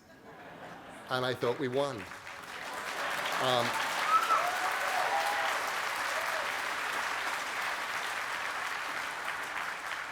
I want to thank Richard Clark, the director, who also wants to thank everybody who voted for him.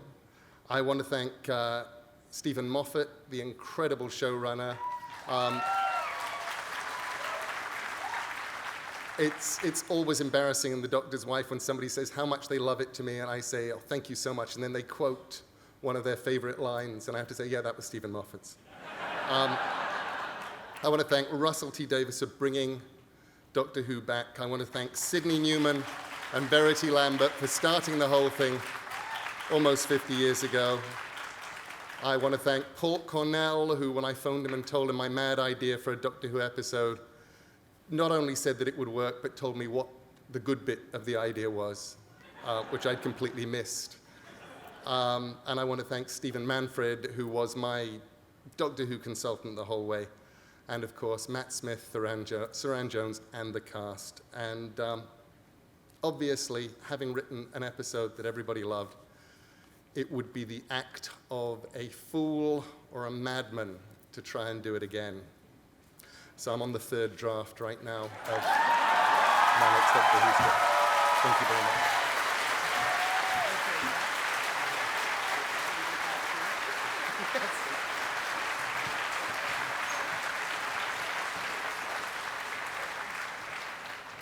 I gotta tell you, later on when I lose my category, people will go, you sad you missed the Hugo? I'm like, no, I held it enough. Now we'll have the clips for the Best Dramatic Presentation long form.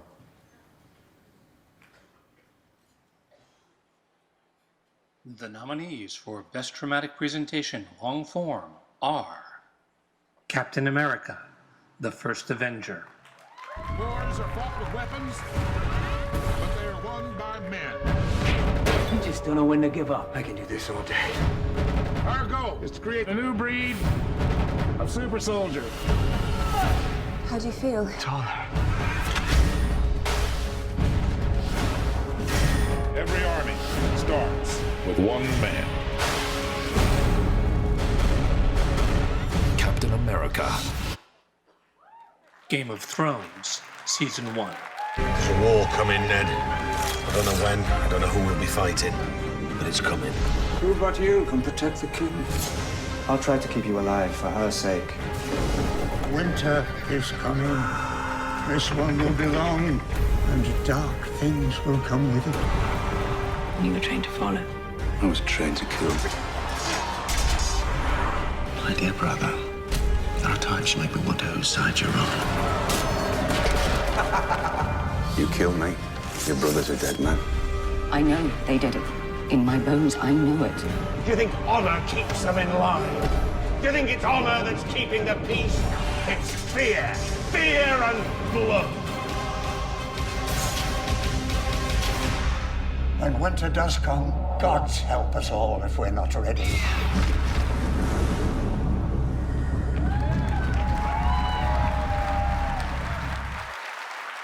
Harry Potter and the Deathly Hallows, Part 2. He's after you, Mr. Potter. Well, I suppose I'll have to kill him before he finds me then. If you have not given yourself up, then I shall punish every last man, woman, and child that tries to conceal you from me.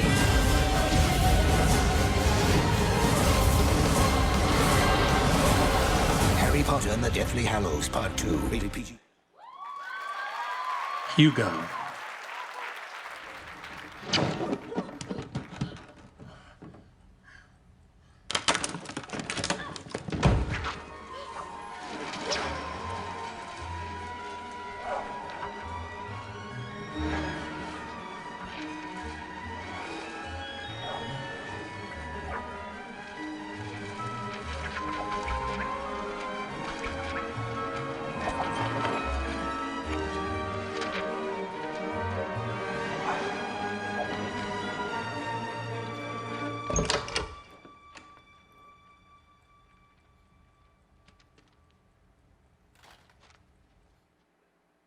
Source code.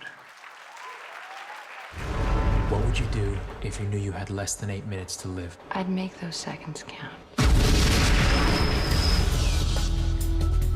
Welcome back, Captain. I was unable to find the bomber. We've been informed there'll be another attack in 6 hours. If you find the bomber, the next attack can be prevented. As always, you will have 8 minutes. It's the same train, but it's different. You're kind of freaking me out. I want to go back in. I'm gonna save her. You can't. Doesn't work that way. Christina is dead. Try and stop me. Sean! Get back! Source code.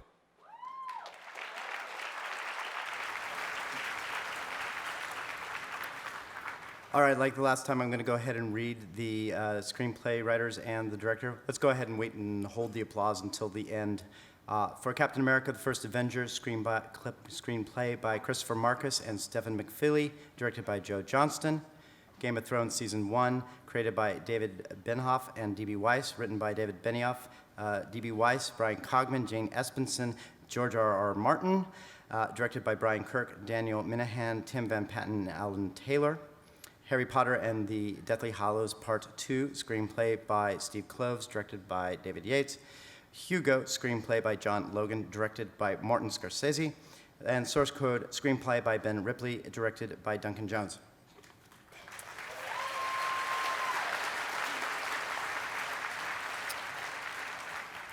The winner for 2012 Hugo for Best Dramatic Presentation Long Form.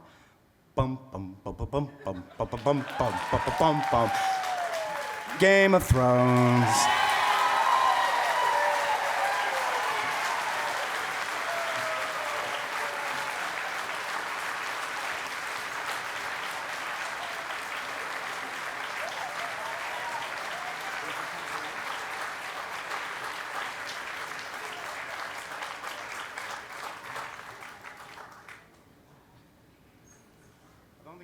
So you two have to fight. Oh dear, he's bigger than I am. All right. Wow, this is a nice room to be in. I've been a fan since I was a kid, so it's a great, great thrill to be here tonight. Any actor would tell you that opportunity is everything for us, and the opportunity to work on a fantastic piece of work is something that comes to us really very seldom. To be involved in something like this, to be involved in the project which took George's magnificent vision from the page to the screen has been a huge privilege from start to finish. And I'm lucky enough to be here tonight representing the actors and the technical staff, the behind-the-scenes people who made this possible.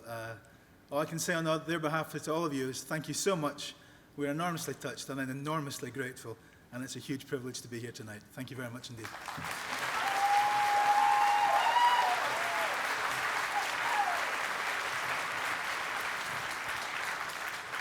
Thank you. Yes, thank you indeed.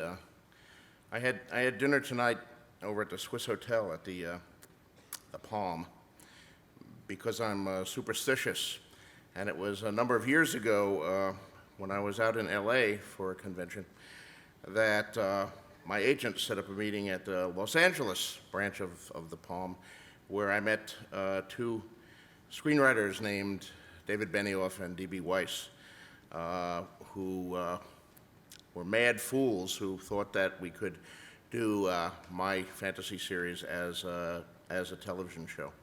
I'd previously had many meetings with screenwriters who wanted to do it as a feature film, and I'd listened to some of them, but you know, trying to get all of Game of Thrones into a 2-hour movie was impossible. But David Benioff and Dan Weiss wanted to do it the way I thought it could be done, as a series of television shows, each book being a single novel. And we had, the Palm has great food, by the way, and we had a wonderful lunch together, and the restaurant was completely full, and we talked, and we talked, and we talked, and the restaurant began to empty out. And pretty soon we were the only ones left in the restaurant from the lunch bunch, and we still talked and ordered more coffee. And then they reset all the tables but ours, and people started coming in for dinner, and we were still talking. And the restaurant filled up again for dinner, and there we were, still over our coffee. They must have hated us at the restaurant. But it was one of the great experiences, one of the great lunches of my life, and it has set in motion all of this madness, which has led us to here. You know, the show is a faithful adaptation of my books. I'm often asked, what do I think of it? The answer is that I love it. Sure, I wish we had 2 more hours every season. Sure, I wish we had the budget of any of those 4 movies that we just competed against. But given what we do have, working for the magnificent folks at HBO, working with the finest cast in television, including Mr. Ron Donacci, who HBO sent here tonight to join us. Sir Roderick Kessel, we did have to sew his head back on to get him here, which was a hard part, but it's immensely exciting to be here. It's been a long, strange trip, and we do hope to have many more seasons. So I hope you guys like them all as much as you liked the first season. And my thanks go to David and Dan, of course to my wife Paris, always, who's been with me through all the stages of this, and to this incredible cast of writers and directors and set designers, costume designers, all of our craft and technical people who've made this show such an extraordinary pleasure to be associated with. Thank you all very, very much.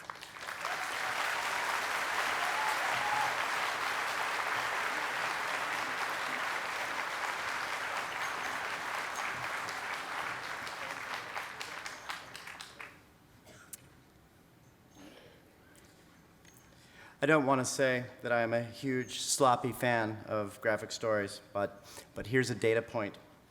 In the 1990s, I worked at a newspaper, and I pitched a story about graphic novels to my editor just to have an excuse to call up and talk to Neil Gaiman.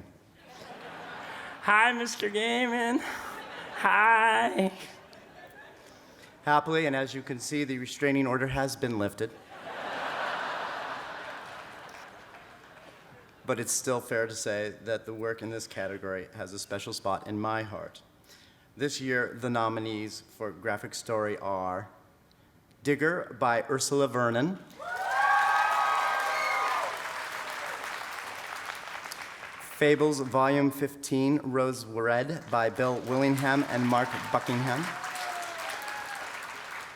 Lock and Key Volume 4, Keys to the Kingdom, written by Joe Hill, illustrated by Gabriel Rodriguez. Schlock Mercenary Force Multiplication, written and illustrated by Howard Taylor, colors by Travis Walton. The Unwritten Volume 4 Leviathan, created by Mark Carey and Peter Gross, written by Mike Carey, illustrated by Peter Gross.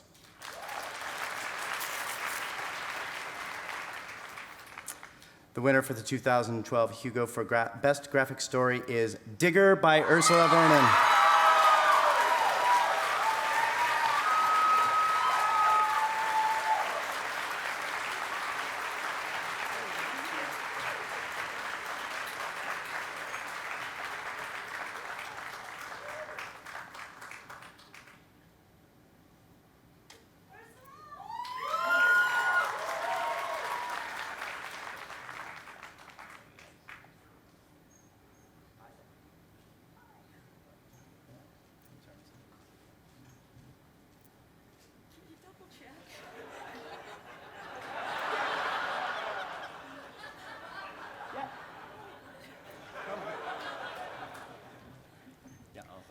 I'm pretty used to it by now.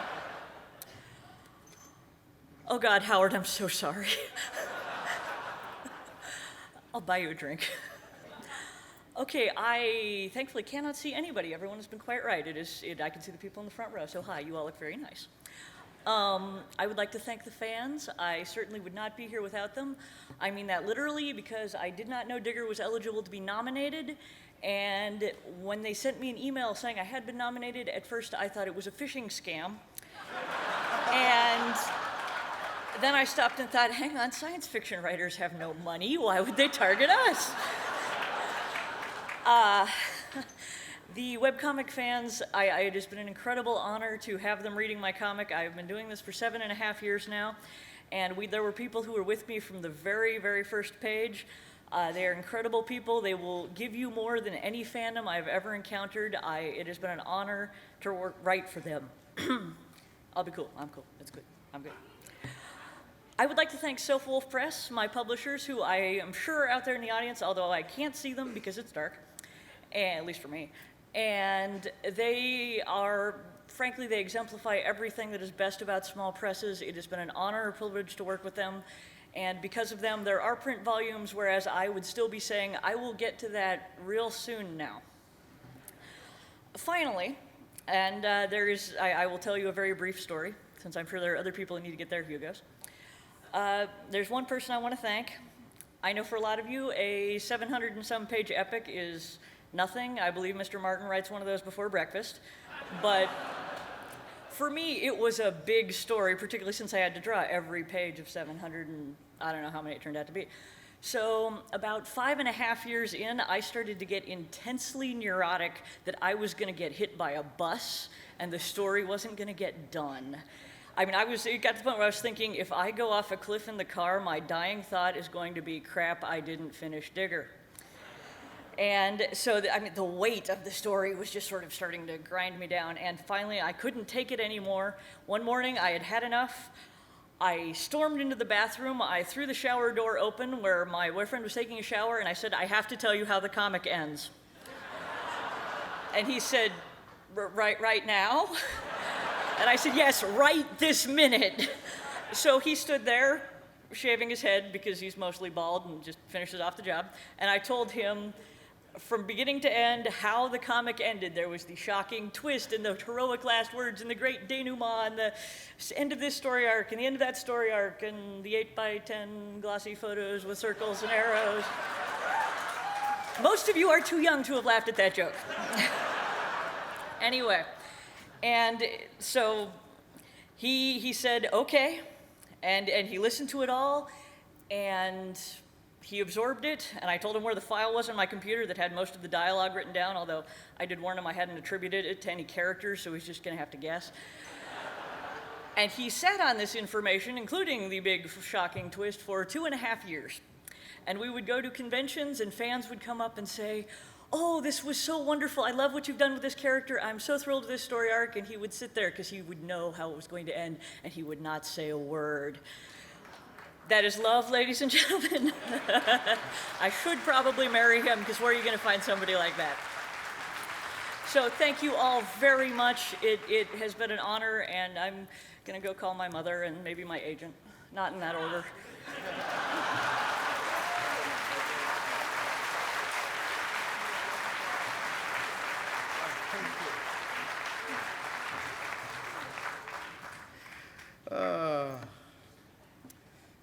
We We come now to the single most diverse category of the Hugo ceremony.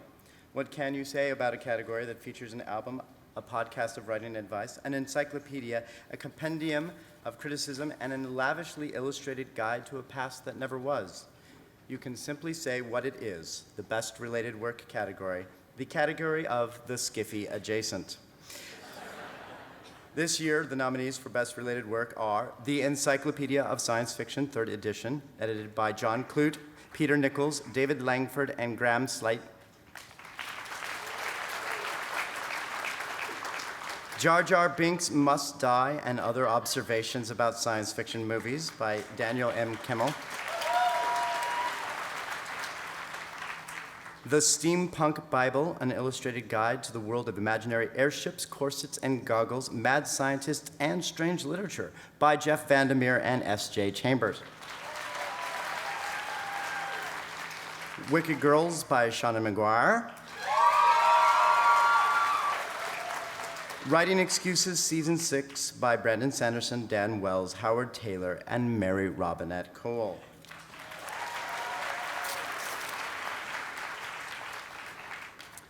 The winner of the 2002 Hugo for Best Related Work is The Encyclopedia of Science Fiction, 3rd edition, edited by John Clute, David Langford, Peter Nichols, and Graham Slight.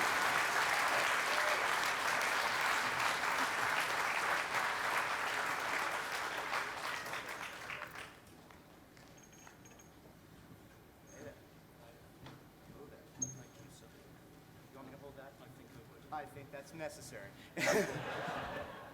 Yeah, this is the point where I normally wake up from the dream, but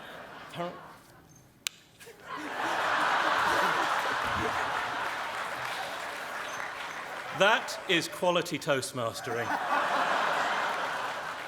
I mean, I'm standing here on behalf of a huge collective enterprise. The first thing I want to say, obviously, is to thank everyone who voted for the encyclopedia. I'm also equally, obviously, not Peter Nichols, John Clute, or David Langford. I'm very much the junior partner in this enterprise. Peter founded it back in the 1970s. John and David do astonishing amounts of work every day to build on what we have online, and I'm enormously lucky to be able to play a small part in it. We're very lucky also in our contributors. There have been literally hundreds of them since we started in the 1970s, just to name a few who've done work in particular on this edition. Mike Ashley, Jonathan Clements, Adam Roberts, Farah Mendelsohn, Neil Tringham, Abigail Nussbaum, John Platt, Nick Lowe, Martin Lewis, and Roger Robinson.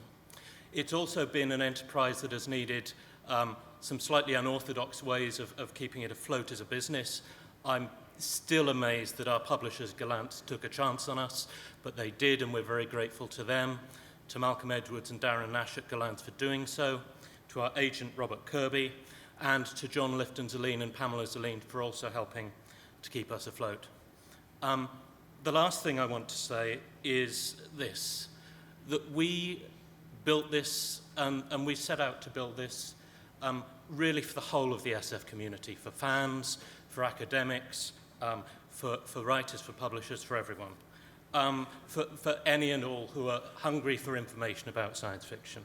I will admit to at least a twinge of worry about whether, in the age of Wikipedia, an encyclopedia like this was still going to be of use to the community.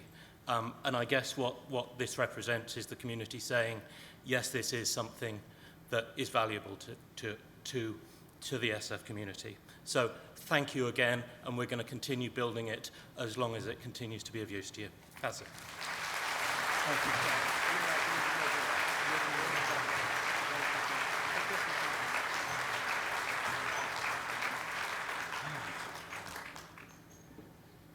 Oh, look at that. We're up to the Best Short Story Award.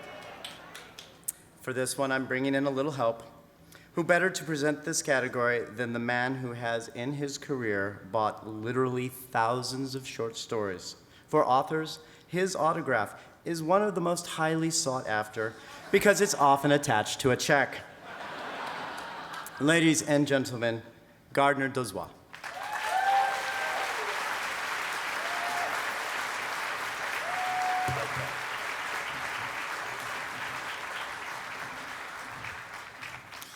Well, millions of years ago, when I was young, the short story was the heart of the field. Nowadays, all of the buzz is about novels. But you know what? I still think that short fiction is the heart of the field. And it's where most of the evolutionary work gets done. So I'm pleased and honored to be able to give out tonight the award for Best Short Story.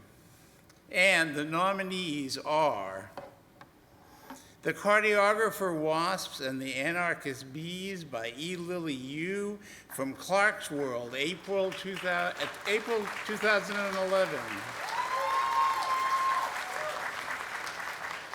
The Homecoming by Mike Resnick, Asimov's, April-May 2011.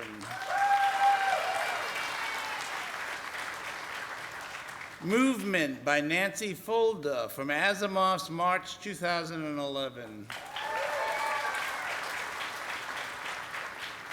The Paper Menagerie by Ken Liu from the Magazine of Fantasy and Science Fiction, March, April 2011.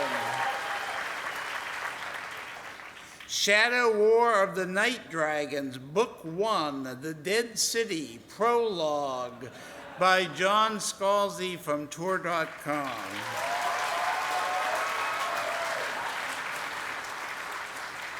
And the winner is, a paper cut, oh God. The winner of the 2012 Hugo for Best Short Story is The Paper Menagerie by Ken Liu.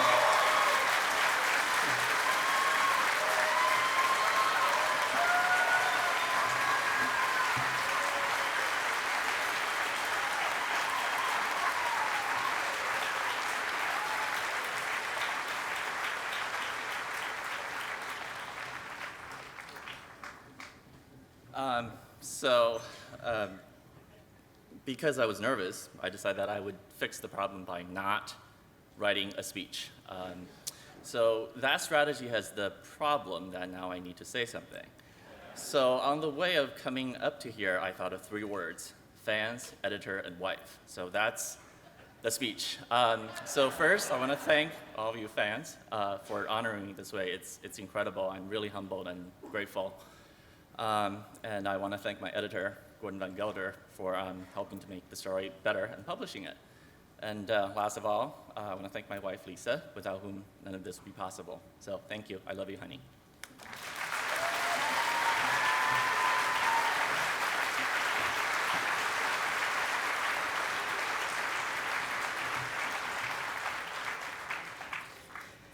Here's always next year.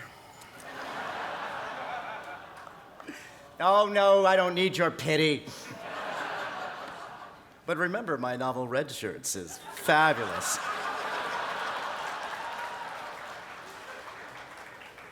I'm gonna get so killed for that. We're getting close to the end now, and as we get closer to the end, my spiels get shorter and shorter because I know we're getting closer and closer to drink time. So I'm just going to say, The Novelette is a story in the Goldilocks zone. Not too short, not too long, just the right length to get the job done. This year, the nominees for the category are The Copenhagen Interpretation by Paul Cornell,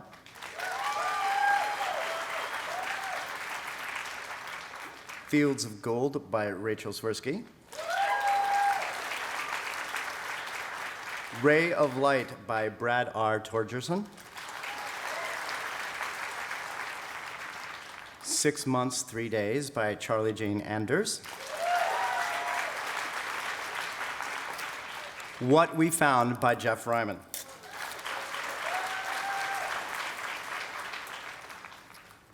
The winner for the 2012 Hugo for Best Novelette, 6 Months, 3 Days by Charlie Jane Anders.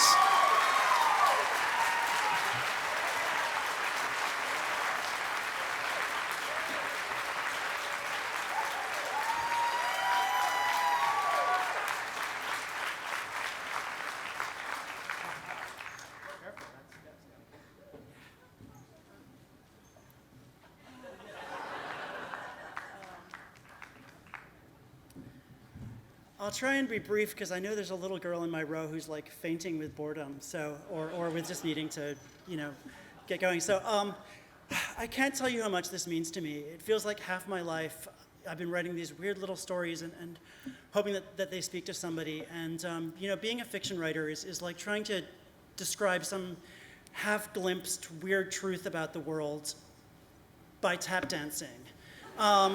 And so, this is much more than just an astonishing honor. This is incredibly huge. Thank you to everybody who voted for me, everybody who nominated me. I'm so grateful.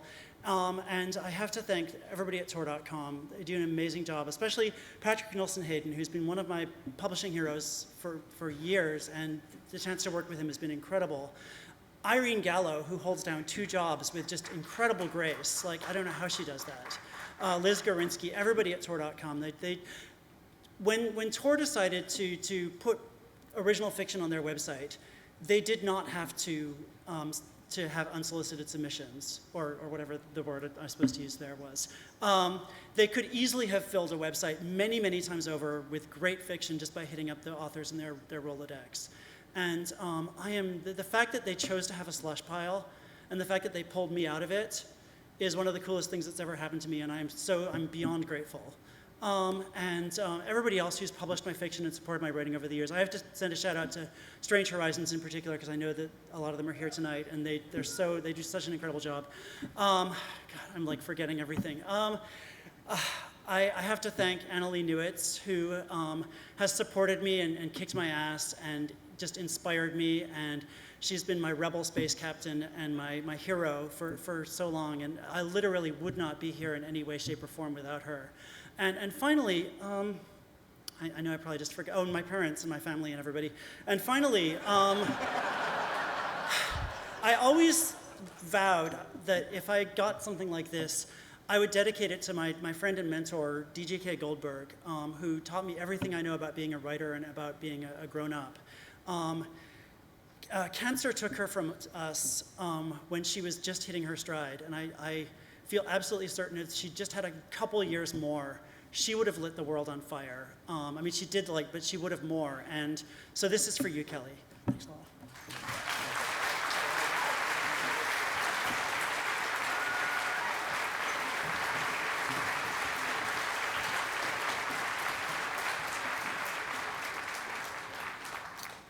There are many, Robert Silverberg included, who believe the novella is the perfect length for the science fiction and fantasy genre.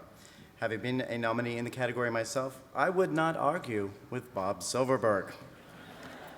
This year, the nominees in the category for Best Novella are Countdown by Mira Grant, The Ice Owl by Carolyn Ives Gilman, Kiss Me Twice by Mary Robinette Cole, The Man Who Bridged the Mist by Keej Johnson, The Man Who Ended History, a documentary by Ken Liu, Silently and Very Fast by Catherine M. Valente.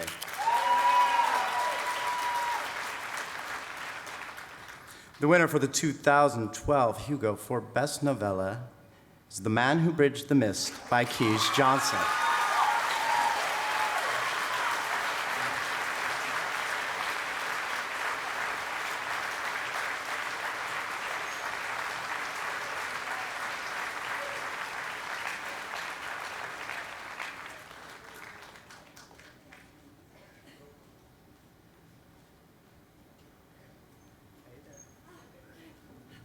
Deep breaths, deep breaths. Okay, deep breaths. Okay. Cleansing breaths. Deep cleansing. Take that, hold that, smile. Thank you.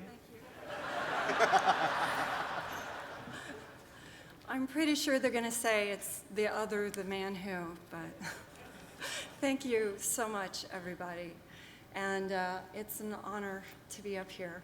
And I am so grateful I can't see you all. I'd like to thank Ted Chang for not having a story out this year. I also would like to thank him because he, when I wrote this story 8 years ago, he's the one who told me it wasn't done. And I said, of course it's done, and he said it's not. I'd like to thank John Castle, who 2 years ago, when I said, I have this story and it's not done, he said, well, let me look at it. And he gave me some ideas about how to make it done. And I'd like to thank Sheila Williams because she bought it when it was done. So thank you all. But I especially would like to thank two people. One is James Gunn, who I am proud to call a mentor and a friend. And the other is, yeah, give it up to Jim. And I'd also just like to thank my dad, David Johnson. He's losing his memory, and he may not know that I won this award, but I wrote it for him, so thank you.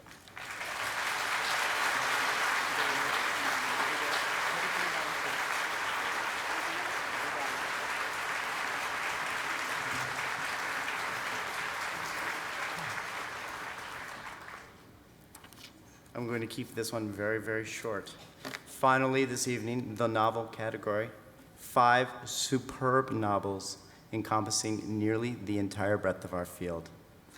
This year, the nominees for Best Novel are, among others, by Joe Walton,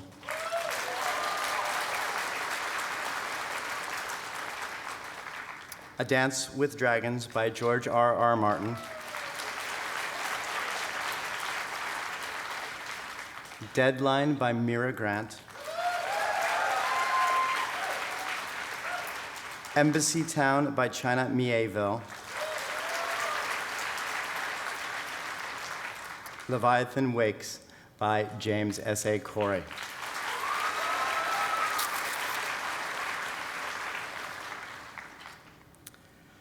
The winner of the 2012 Hugo for Best Novel, among others, by Joe Walton.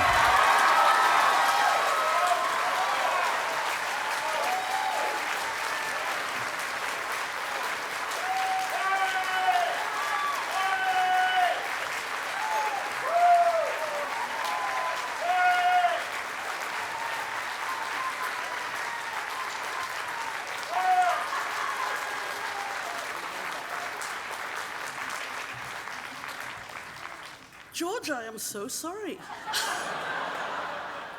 He got one. I know you've already got one, but I am so sorry. I am so gobsmacked.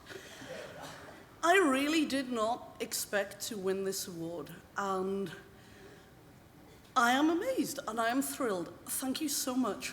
Thank you, all of you, for voting for it.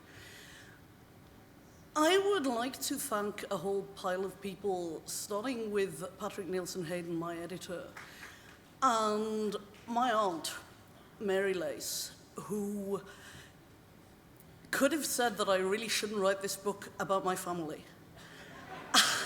and who in fact read it chapter by chapter as I was writing it and was very encouraging and helpful. And when the blurb on the back, when she saw the blurb on the back that said, raised by a half-mad mother, she said, you really did tone her down a lot.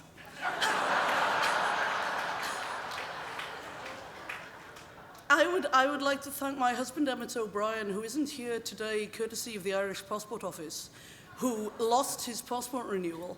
Everything is their fault, except me being here. And my son, Sasha Walton, and his girlfriend, Alexandra Whitebean, who were both still living at home when I was writing this book and really put up with a lot while I was writing it. I would like to thank everybody else at Tor who really got behind this book and did so much for it. Teresa Nielsen Hayden copy-edited it. Patsy Garcia and Alexis Sorella in particular in publicity, who really have done so much to get the book there and send me on tour and get it out there for everybody. And everybody else at Tor, Tom Doherty down, everybody at Tor has really, really supported me on this book and my other books that didn't sell so well and my career. They've always been right behind me, and I really, truly appreciate that.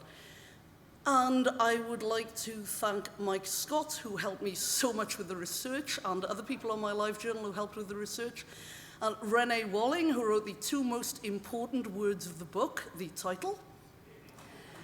And I would like to thank J.R.R. Tolkien, John Brunner, Samuel Delaney, Ursula Le Guin, Robert Heinlein. I could be here all day.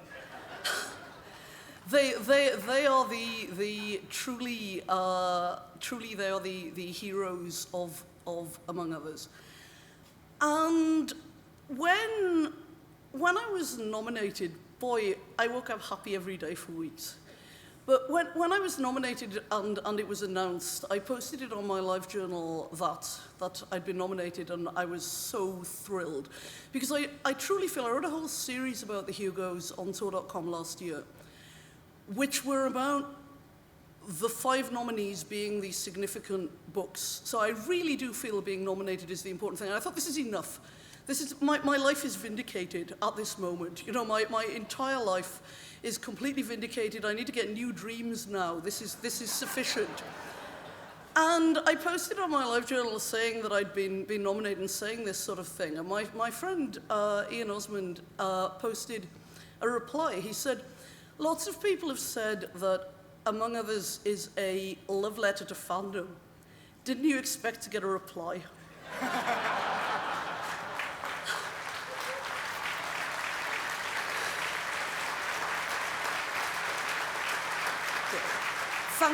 Thank you so much.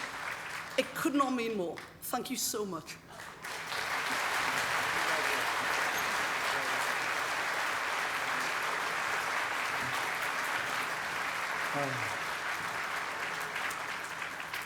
Couple of housekeeping things. Voting breakdowns will be available on table posters outside at the ballroom, and they will also be available on the website here later tonight. Any nominee or acceptor who did not get their photo taken, the official photographs will be taken again in Columbus EF afterwards. And for the winners and presenters, I need to remind you to come to the stage after the ceremony for the pictures. Don't leave, stay here. To everyone else, thank you so much for being here. It's been a fantastic night. And we will see you next year in San Antonio. Until then, get the hell out of here and party. Good night, everyone.